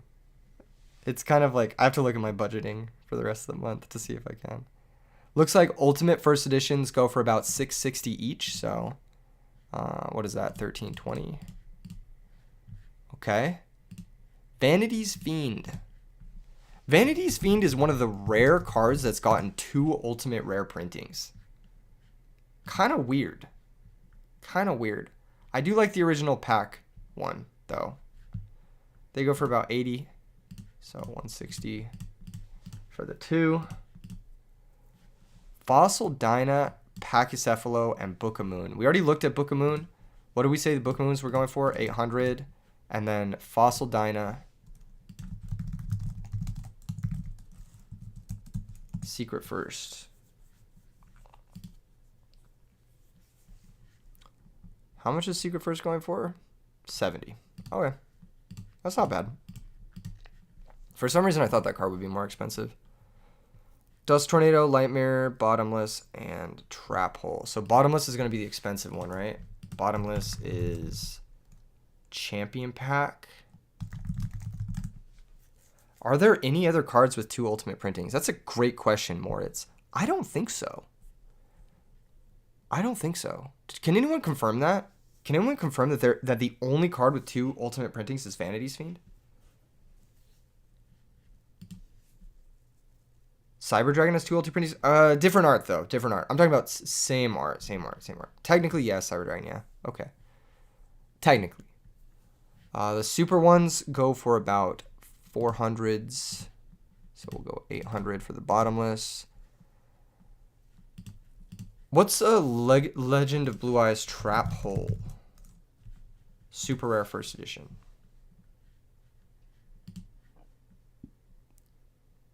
They go for about 100. Okay. And then for Dust Tornadoes, does anyone know Super First Dust Tornadoes goes for a bunch? Speed Duel ones are most expensive. Wow, I didn't think that would be the case. I thought the Pharaoh Servant Super Rares would for sure be the case. Most expensive. They're about 20 each. Okay. So plus 40. And then Light Mirror is like pennies, and so is Regeki Break. So cool. That's the entire main and side. We've now hit the 20,000. We've broken 20,000 range for this entire deck in max rarity. We haven't even gotten into the extra deck yet. Absolute zero. I know the ultras go for about 60 each, so that's about 180. Elemental Hero Gaia, Secret Rare First Edition. This has to be worth $1 million, right? These are worth a ton, right? Secret Rare First Edition, $155. Insane. Insane. Okay. Wait, what's DTP1? Dual terminal? Is that like the prototype dual terminal ones? Is there a prototype dual terminal printing? Is it even on here? I don't even see it on here. Or is it sold out or something? Oh, the dual terminal preview one. There's exactly one listing for 1,000. Correction, we are now spending $2,000 on Dust Tornadoes. So we're going to go plus 1,960 to make up for the difference between the super ones. I didn't even know there was one that was more rare. Here we are. Dual terminal preview. Okay. Cool. No, that makes more sense now. That makes more sense. Okay. Chimera Tech Fortress Dragon. I just learned about this Chimera Tech. That is worth a ton, which is this actual Battle Pack Tournament prize card. It's a $70 Chimera Tech, and it's Starfoil, and I really want one. And it's such an unnecessary expense, and it doesn't look very good, but it's rare as shit. So, I mean, we gotta get it. We got the dual terminal preview garbage. We're gonna get the fucking Starfoil Battle Pack Champion prize Chimera Tech. I just learned that this existed today. Literally today, which is pretty funny. Armory Arm. Okay. Duelist Pack Ultra. First edition. About $10. That's shockingly cheap. Ally of Justice Catastor. This has a DTP one as well, right? Is it sold out?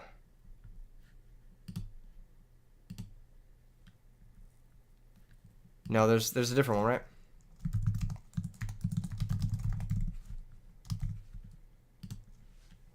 There's a DTP one, right? Yeah, it's about 1,000, I want to say. Yeah. Plus 1,000. Does Bryonic have one? I don't think it does it?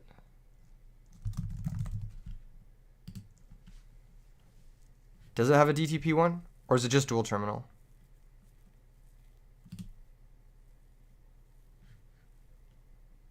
guy goes for about 92.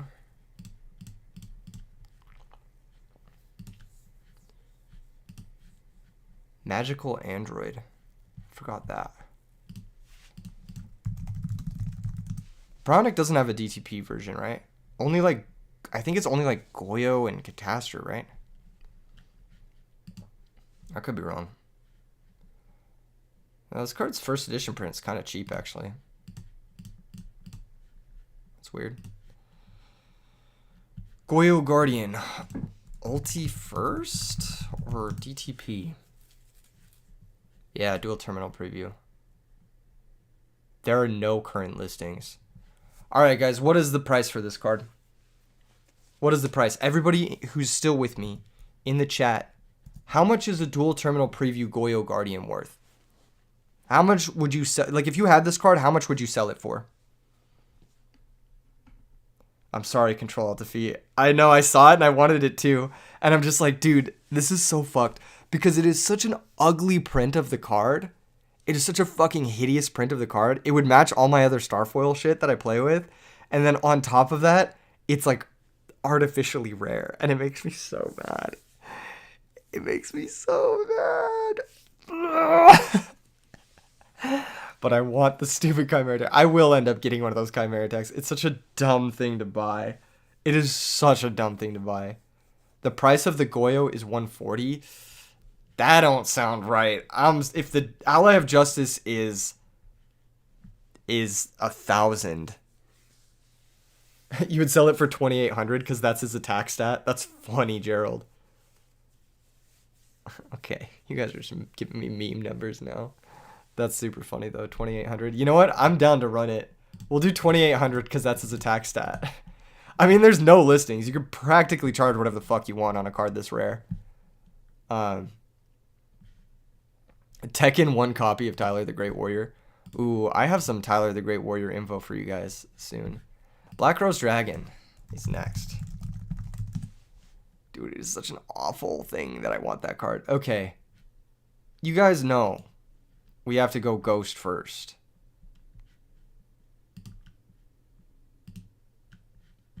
For 2,500. We have to go Ghost first, Black Rose Dragon. I'm sorry. It's just the way it goes. And we're going to go Ghost Stardust Dragon as well. I know there are probably people who heavily prefer the ultimate in terms of aesthetics.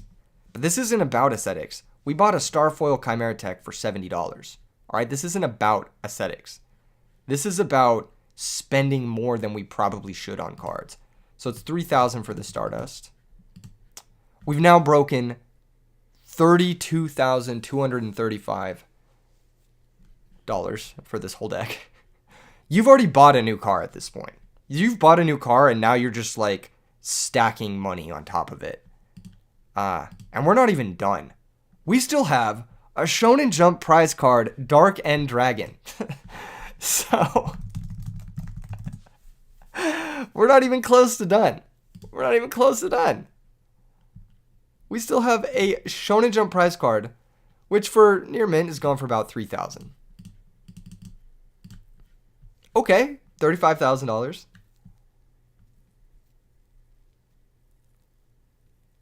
Okay. HPR Shredder, I actually made a video on why Tyler the Great Warrior is worth more than any other Yu-Gi-Oh card. And that's going to be coming out the day before the auction.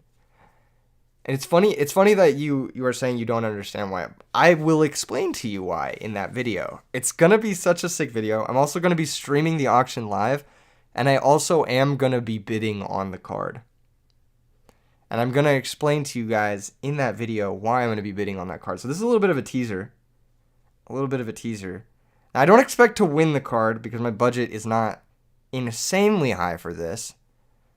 But I think if it sells for less than $1 million, and I'm going to say this with confidence, if it sells for less than $1 million, whoever bought it got an insanely good deal. Got an insanely good deal if it sells for less than $1 million. $1 million US. Vintage MTG players after buying one non-foil card. Right? Okay, so we just purchased the Shonen Jump prize card, Dark End Dragon. And to round things out, we've got Thought Ruler, Archfiend, and Colossal Fighter. Colossal Fighter has gotten shafted time and time again on a nice printing. The ultimate being the nicest is... It's a decent ultimate. You're going to be bidding on it too, Elliot? Wait. Elliot, what's your ceiling? Because we could come together on it. But I want to talk to you about some stuff. If you have a ceiling, if you don't have a ceiling, then obviously you don't need my help. But I'm curious because I'll probably be bidding a fair amount. So if you want it, we could talk. We could talk business because I have some ideas. Obviously, the video is gonna propose some of these ideas, but I'll tell you right now because you're here. Think about it, right? This card is essentially a nuclear bomb at any given moment. This is like the equivalent of a World Cup trophy for the Tyler the Great Warrior. You feel me? It's essentially a card that has no limit in price. Like, getting it graded was almost, in my opinion, like a meme. Because it's a one-of-one card. Like, you have no point of reference. You're never going to get a nicer one. So what is the point of getting it graded? You feel me? You're only getting it graded and comparing it to cards that will never be in the same even tier of it. But think about it this way. You've got potential to throw the biggest Yu-Gi-Oh! Tournament of all time and have that card be the prize. Like, guaranteed, if that card is your prize, you can get investors in the tournament to make it blow the fuck up. You can get ad placements that are insane. You can charge whatever the fuck you want for entry. It will be, without a doubt, the biggest Yu-Gi-Oh! Tournament of all time if you put that as the prize card. So this is what I was thinking about. You would immediately make your money back if you charge a certain amount for entry. Like, let's say you charge $100 for entry and you got 10,000 entrants. You're immediately making your money back. Not entirely, obviously, because you have to, like, fund the event, but if you have sponsors and shit, like... So I'm thinking, bid on the card, win it. If you're here right now, you're getting inside info. Win it, throw the biggest Yu-Gi-Oh! Tournament of all time. Profit. Like, on top of that, if it's streamed, like, think about it that way. HPR Shredder, I don't think you understand. It is the rarest Yu-Gi-Oh! Card ever printed. And that alone is all that matters. It doesn't matter whether or not people have nostalgia for it at this point. Once you get to the point of rarest card ever, it doesn't matter if people have nostalgia for it. Like, Black Lotus, for example. Nobody has fucking nostalgia for Black Lotus. It doesn't matter. It's the rarest card in their game. It doesn't matter. It's the rarest card in their game. That's all that matters. It has value in it being the rarest card ever printed for the game. It is a one of one. It is insanely rare. It is a card that is worth millions of dollars. At the very least, if you are a corporation, you could buy the card. Like, let's say your corporation is paying like 6 to 7 figures in taxes every year, right? You could buy the card, prop it up in a museum, and use it as a tax write-off, and it would earn your money back in like 2 or 3 years. And then you would continue to earn on it every single year after that. This card is so rare, it's a fucking asset. This card is like literally a Mona Lisa. Like, people don't understand that this card is insanely valuable. It is so fucking valuable. It has nothing to do with like you or me at this point. Like, we are just fucking players of this game. Like, that is all. We are just players of this game. There are MTG cards in the fucking Mopop in fucking Seattle that are not even close to as rare as this card. Like, imagine, like, oh man, the video will explain it better. But yeah, this is we're no longer speaking of this as like a card. We're speaking of this as like literally like a piece of fine art, like a piece of history, if you will. Yeah, Colossal Fighter. How much does this guy go for? Like $80?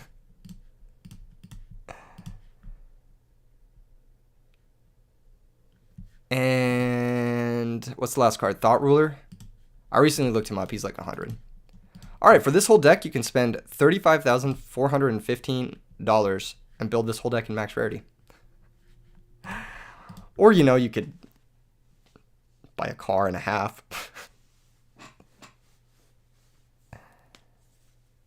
Elliot Johnson says you share his opinion. Elliot, I think you're just wrong. Here's the thing. I actually want it, but I understand that other people also know this already. So the people who are actually going to be buying it already know its value. And so I'm not like sharing information that other people don't already know. If that makes sense. Like, the people who are actually interested in this card are not you guys in my chat. I'm sorry. Like, the people who are actually going to end up getting this card are people who have a vested interest in either throwing a historic event or propping it up in a museum or doing something very corporate with the card. It's not something that, like you could literally, like, own the card and shoot a Netflix documentary about it. Like, you could use this card to do things that you can't use any other card to do. The card itself becomes an asset.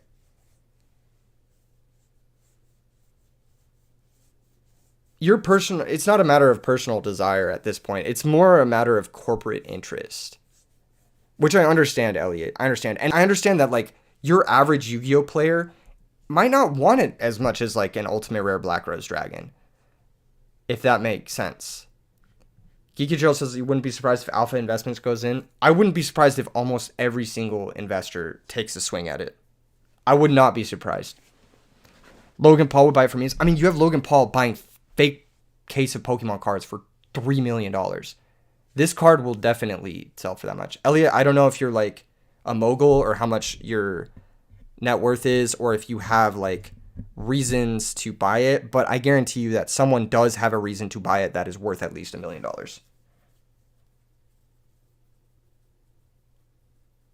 Yeah, it will be a tax write-off no matter what they do. So like, if you buy it under the guise of a corporation and then prop it up in a museum, like at the very least you'll make your money back if you have them. It's like a rich get richer item for sure. It's like one of those cards that's definitely a rich get richer item. And I will bid on it just because like I want to take part in a historic event, like a historic bidding. Will my bids even matter? Probably not.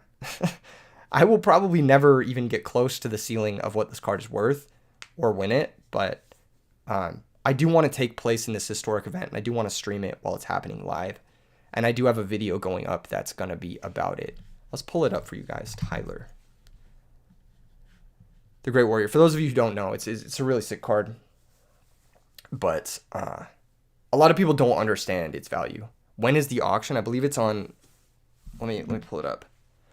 I mean, the video goes up the day before the auction, and then Alex just told me the other day. It's on the 19th.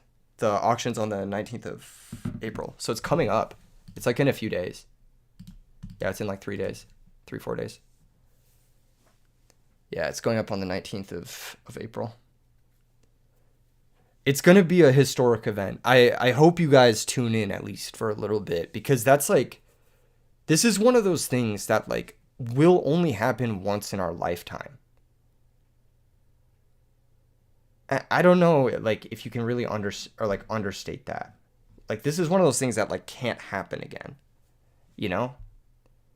Not only that, but like there's the vested like philanthropic interest in like buying this card, because you know the money's going directly to Tyler himself. And you know that whatever you spend on this is getting paid to the kid who beat this rare form of cancer and now gets to live his life.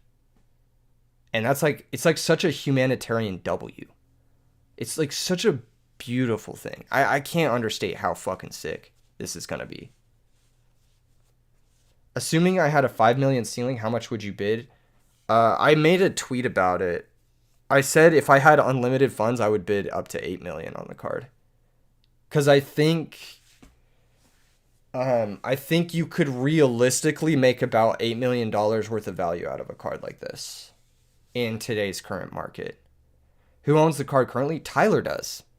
The the guy who the card is about owns the card. That's why it's so fucking insane. Where are the Mattel Cyber Dragons? I didn't know there was a more rare Cyber Dragon than Ultimate. But Ultimate matches the aesthetic of the deck, so. Unless the Mattel ones are Ultimate, I'm not interested, Kappa. Yeah, it's a one of one. It's the rarest Yu-Gi-Oh card. It's fucking crazy. It's such a cool, it's such a cool thing. I think it's kind of crazy. I think it's kind of crazy that that this is happening. Like, it's like one of those things that you heard about it as a kid, or at least I heard about it when I was younger, and I was like, damn. And I remember it being like kind of one of my first brushes with mortality. Like, my cousin and I used to play Yu-Gi-Oh, and when we heard about this card, we were like, that kid's gonna die, but he gets his own Yu-Gi-Oh card. And we're like, that sucks. Like, I just remember feeling like, it's tight, but like, damn, like, he's gonna die, you know? And then he didn't. And then he fucking beat it, which is insane. It's so based. And then on top of that, like, he like actually gets to live his life, and this card gets to pay for it, which is fucking awesome. Yeah.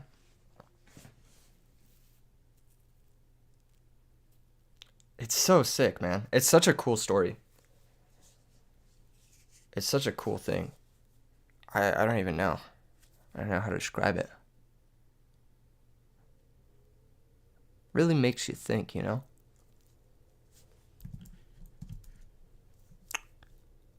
But yeah, if I had unlimited funds, I would bid probably around 8 million US dollars on it. But I'm also in a position, like, I'm in a position to take advantage of this. And that's so frustrating. Holy shit, that is frustrating. What is going on?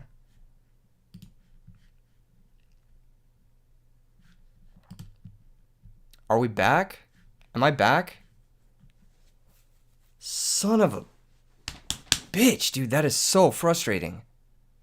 Holy shit. God damn it. Son of a bitch.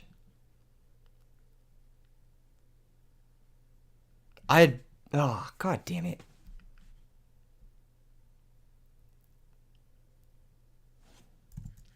Alright, what was I talking about?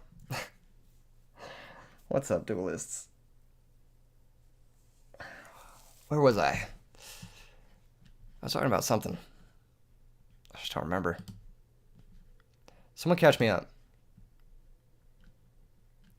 The Mattel Cyber Dragon is parallel super rare. It looks clean as fuck. How rare is it? Is it even on TCG Player?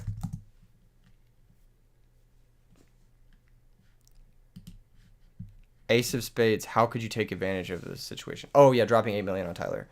So like, think about it this way, right? Like, it's like an influence nuke. It's an influence nuke, right? I'm gonna talk about this more in the video. But like, if you throw the biggest Yu-Gi-Oh tournament of all time, you will forever be known for that. And then you can do whatever you want in the scene, and people will like want to work with you. So it's like, you're like basically nuking with influence. And then on top of that, if you stream the event, your channel or whatever the fuck will blow the fuck up. Like, without a doubt, it would blow the fuck up. And then let's say, like, I don't know. You get what I'm saying, though? You guys get what I'm saying? It would be insane for the game. It would be insane for the game. Honestly, Konami has an interest in buying it and throwing an event with it as the prize too, because it would blow their game the fuck up. It would blow their game the fuck up. That's something I think about, though. I'm thinking, like, there's probably even applications that I'm not even thinking of for this card. Like, asset-based applications. But those are the first few ones that came to mind. And those are mostly the ones that are going to be talked about in the video.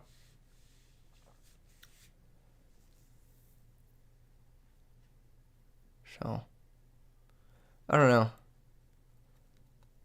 It's definitely not something people have thought through. I think it hasn't really hit people how big this is. If I'm not already in it, I'd be good at sales. I wouldn't mind moving into marketing or sales. I think I'm pretty good at marketing. I think it's one of my strengths for sure. I have no like job experience in it, so it'd be kind of hard to get hired. I'm giving people ideas. Yeah, I mean that's the point of it, right? It's like if I'm not having these ideas, someone else is. I don't think that I'm exclusively coming up with these ideas. I feel like the people who actually want to buy this card are thinking these things too. And they don't want other people to think them. But I'm just like, hey, this is. Yeah. No, I think this is legit. If you make a tournament for some mills, you don't need a card. Ace of Spades says, LMAO. I disagree. Because, like, throwing $1 million tournament can always be outdone by someone with more money. But if you throw a tournament where the prize card is the rarest card ever printed, it can never be recreated. You've thrown a tournament that no one else can ever outdo or whatever unless they themselves get the card. Ace of Spades, this card is worth more than money. It is an asset that you can't necessarily place intrinsic value on. If that makes sense. I marketed an entire format. Without me, Edison wouldn't be alive and well. While that may be true, the format also had to be good. So, like, if I was just sitting here, like, saying, hey, guys, let's play Frog FTK format. It really encapsulates what Yu-Gi-Oh! Is all about. FTKs. Nobody would fucking listen to me. Even if my marketing was amazing, nobody would listen to me. It's not just, like, the marketing obviously matters a lot, but the format also has to be really fucking good for it to matter. Like, because people aren't going to play the format and be happy with it and want to keep playing it unless the format is good.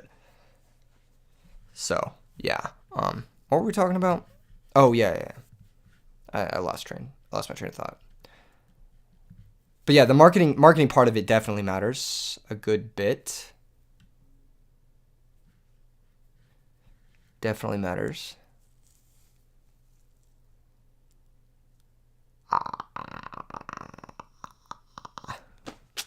Man, the stream crashed when I had a viewership high. That's so frustrating. I was cooking, dude. I was cooking and then it gave up on me. Exactly, Ace of Spades. I mean, like that or like almost any other format. I'm a big proponent of the idea that most Yu-Gi-Oh formats are not great. Are we gonna max rarity fairies now? Maybe. It's getting kind of late. It's like 1:15 a.m. here, and I haven't eaten dinner yet. I actually had a rough day yesterday, so probably not gonna be. What is going on?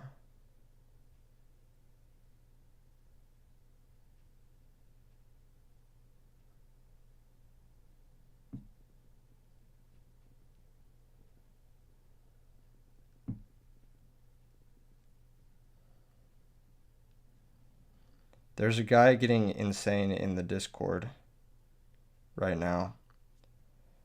Oh, fuck. It's the same guy I just timed out in the other Discord. God damn it. Now I gotta time him out in my Discord. Brutal. The Senior Supremo Christias are actually fire. Ed, Edd n Eddy was a really good show. You know what's funny is Ed, Edd n Eddy was me and Alex's show, like favorite show growing up. And we would like talk about it like all the time and we would like hang out at each other's house and like watch it. This show is so fun. It's so fire.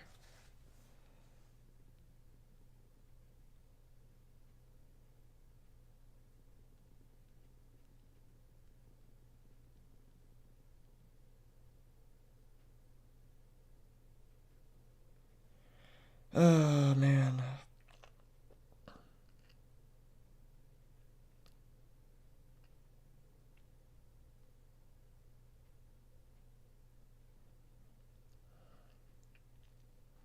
Hmm.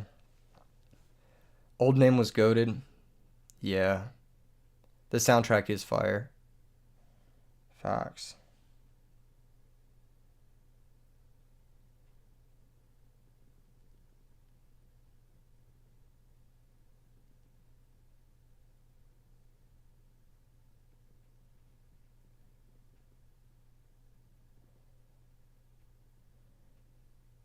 Hmm.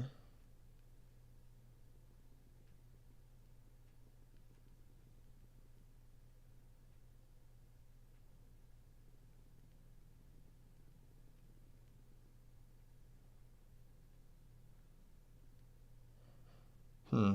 Interesting. Interesting moment. Yeah, it's just because of the Spanish name. Senor Supremo is just a fire name. It's just kind of based. How's everyone's night going? What are we doing now? What's next? What's next on the agenda? Everybody tell me what's happening next while I resolve this Discord issue.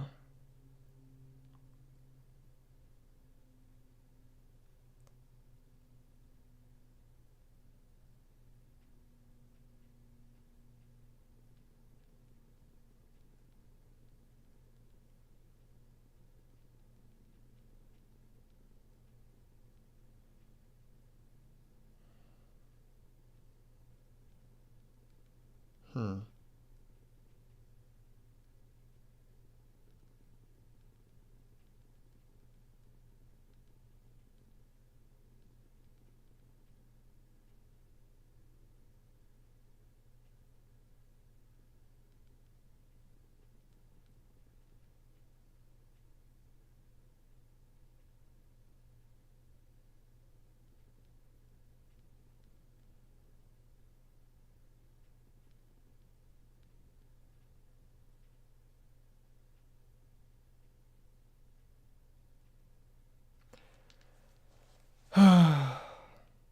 Pain.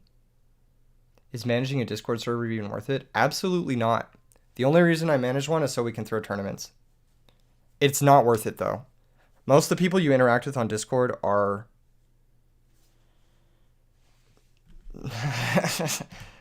Have you guys had a fun Discord interaction lately?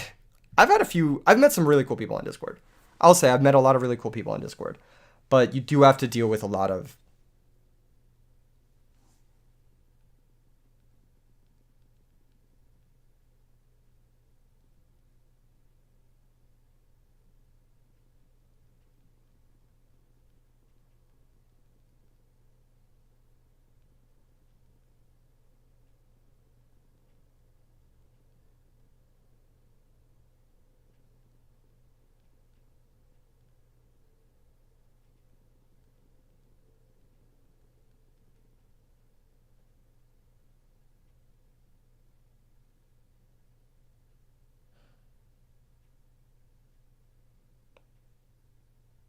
hmm.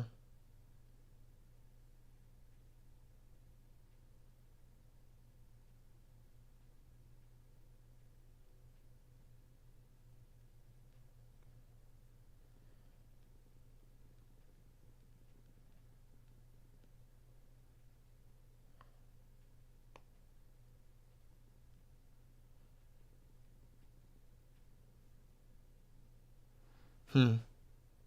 Advise purging. You got banned from FL. Well, I'm also banned from FL, so whatever.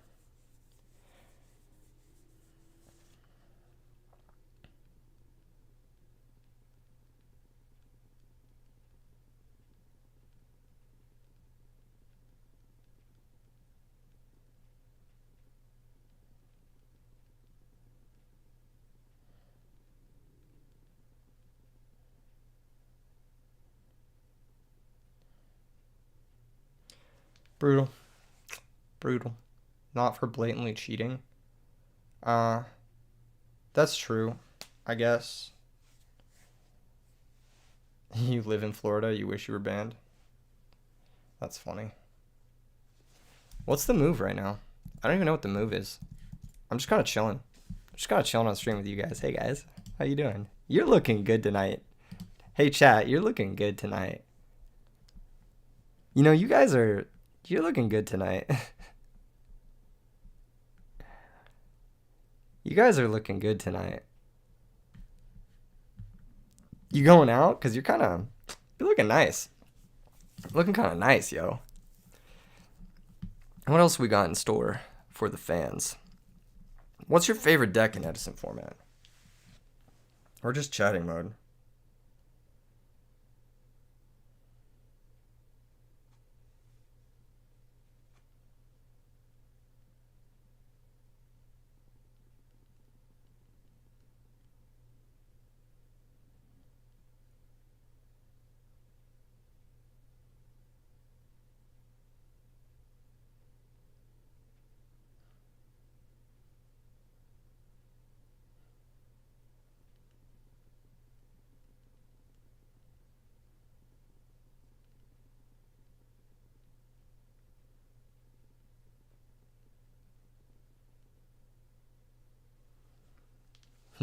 Plants? Zombie Diva. Fairies, Christius Horn, max rarity frogs. Lowest rarity Lightsworn deck. You can actually probably build Lightsworn in all common, right? Someone want to confirm or deny this for me? Do all of these cards come in common? At least in the main deck here. Does Celestia come in common? What about Gores? He's gotta come in common, right? Gores. Common. He does have a common. OTS tournament pack. Does Wolf come in common? It does. Structure deck. Which of these cards doesn't come in common? Celestia? Aaron, maybe? No, you can get common Aaron. Celestia. Lightsworn. Comes in common. You can build this whole deck in common. That's crazy. Wait, does Lumina come in common? No, there's no way. There's no way she comes in common.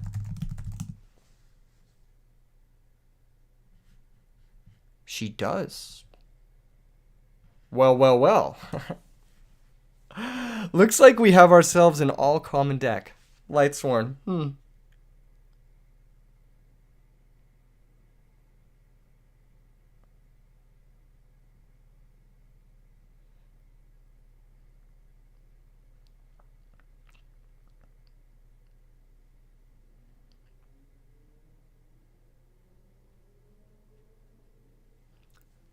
All common Lightsworn hurts your soul. Building a Lightsworn deck all common is blasphemous. Now I kind of want to do it. I feel like the Twitter post would like inflict serious damage. But you know what I'd do? You know what I'd do to like really drive it home is I'd buy it all common and then I'd like fold the cards. Or I'd like put a rubber band around it and like put it in my pocket for like a week or two. So the cards get really nice and like used. and then I pull out my deck and it's like all MP HP common Lightsworn. That'd be kind of scuffed. Oh man, that'd be funny. I had a silent moment there on stream. I was dealing with a Discord issue. There's a guy who was banned from another server.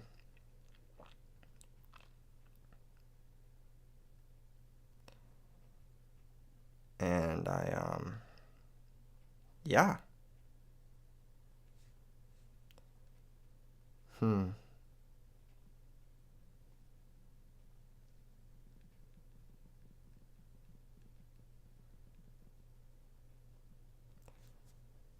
Yeah.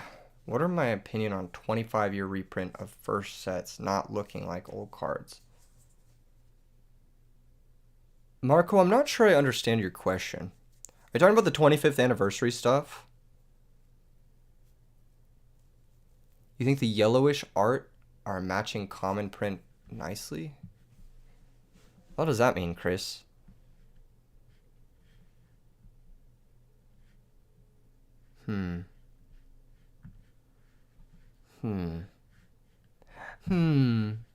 Hmm. Hmm. What am I doing tonight? What am I even doing here right now? What's the game plan? Chat? Are we playing more Yu-Gi-Oh? Is that what's happening? Are we gonna play another match? What do you guys want to see? I know that you guys want to see another match. Marco says it looks like Speed Duel to you. Oh, you're talking about like the border of the print. I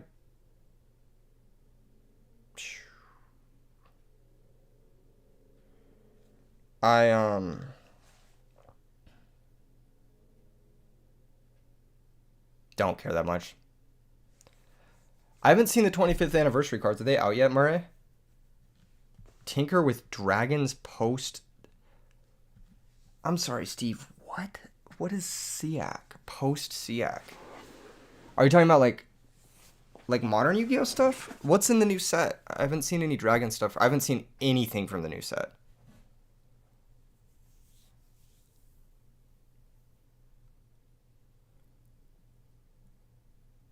Next core set. What's in it? Does anyone want to Cyberstorm Access? Okay. Cyberstorm Access. What's in this shit? What do we got? The first thing I see is MCOL 40. Cyberstorm Access is going to change Yu-Gi-Oh! In a bad way. This changes everything. Cyberstorm Access. In-depth Yu-Gi-Oh! Set review. Dragons Get Wild. Chaos Angel. Bestial Disp. Is this set on Dueling Book? Okay. Monster Effect. Is this set on Dueling Book? What's the card called? What is this fucking 100 Apple Dragon? 100. Oh, I've seen this card. If a face-up non-effect monster is on the field, you can special summon this card from your hand. During your main phase, if you synchro summoned a synchro monster this turn, you can banish this card from your graveyard, special summon 100 Apple token. If you use this token for a synchro material, you can treat it as a tuner. You can only use each effect of Ringo Worm, the 100 Apple Dragon, once per turn. This card's crazy, right? This card's nuts, right? Chaos Angel. I don't know what this shit is. For this card, Synchro Summon, you can treat one light or dark monster you control as a tuner. Okay, that's already broken. If this card is special summoned, you can target one card on the field, banish it. What? That's fucking great. This card gains these effects based on the original attributes used for its Synchro Summon. Light, synchro monsters you control are unaffected by your opponent's activated monster effects. Dark, your monsters can't be destroyed by battle. So it's like a big Towers Caius. I kind of like it. I think this is great. You can make it with just any two monsters. The summon condition is ridiculous. The effect is ridiculous. And then we've got Bestial. I fucking hate that they make the card so stupid hard to spell. Dispater. You can target one banished light or dark monster, special summon it to your field. When your opponent activates a monster effect, quick effect. Wait. This has to be hard once per turn, right? Okay, yeah, it is. Okay. I was about to say, like, what do you mean you can't? Like, just all of them at once? Okay. When your opponent activates a monster effect, quick effect, you can target one banished card. Shuffle it into the deck. Then, if you were that card's owner, destroy that monster. If your opponent was, negate that activated effect. That's pretty good. So he's just a Veiler that shuffles shit back. He can also shuffle back. One thing I do like, he can shuffle back cards that are banished face down, which makes me happy, right? Unless you can only target face-up cards. Can someone confirm or deny if you can target face-down cards? Pretty sure you can target face-down cards with this effect, right? But I could be wrong. You should be able to, but I'm not sure. Being able to shuffle cards that are banished face down is really nice. It's something that the deck kind of lacked. Yeah. Safer plus Bestial makes Chaos Angel. That's gross. That's just fucking gross. If your opponent happens to have a banished card, you can negate Nibiru.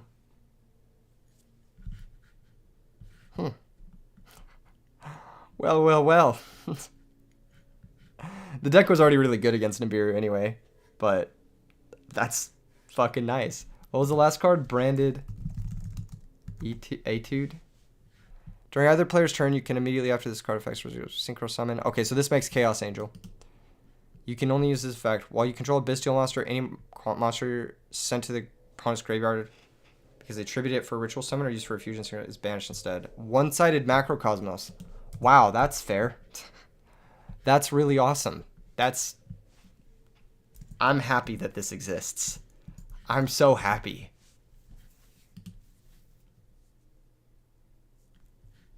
That's fucking crazy. That's fucking stupid. That's so dumb. Well, time to sell my Lubellians. Just kidding. God, they're going to reprint this guy, aren't they? And he's going to tank. I never even got a chance to play him. I was going to play him in an Attack of the Giant card at YCS LA, and I was the last person in line. The person right before me was the last person who could sign up for the event. I was the last person. I was the first person to not be, to right before the capacity was called. And I didn't get to play branded in the fucking, branded Bestial Control in the fucking Attack of the Giant card. I would have won that Attack of the Giant card. I've been prepping my Bestial game hella. My deck was nice. Dude. Yeah, it was whack. And now I have not gotten a chance to play with my Bestial cards in a tournament, which makes me sad. But whatever. I should probably just offload them. I'm not sure. What's next? That was cool, I guess. I don't know.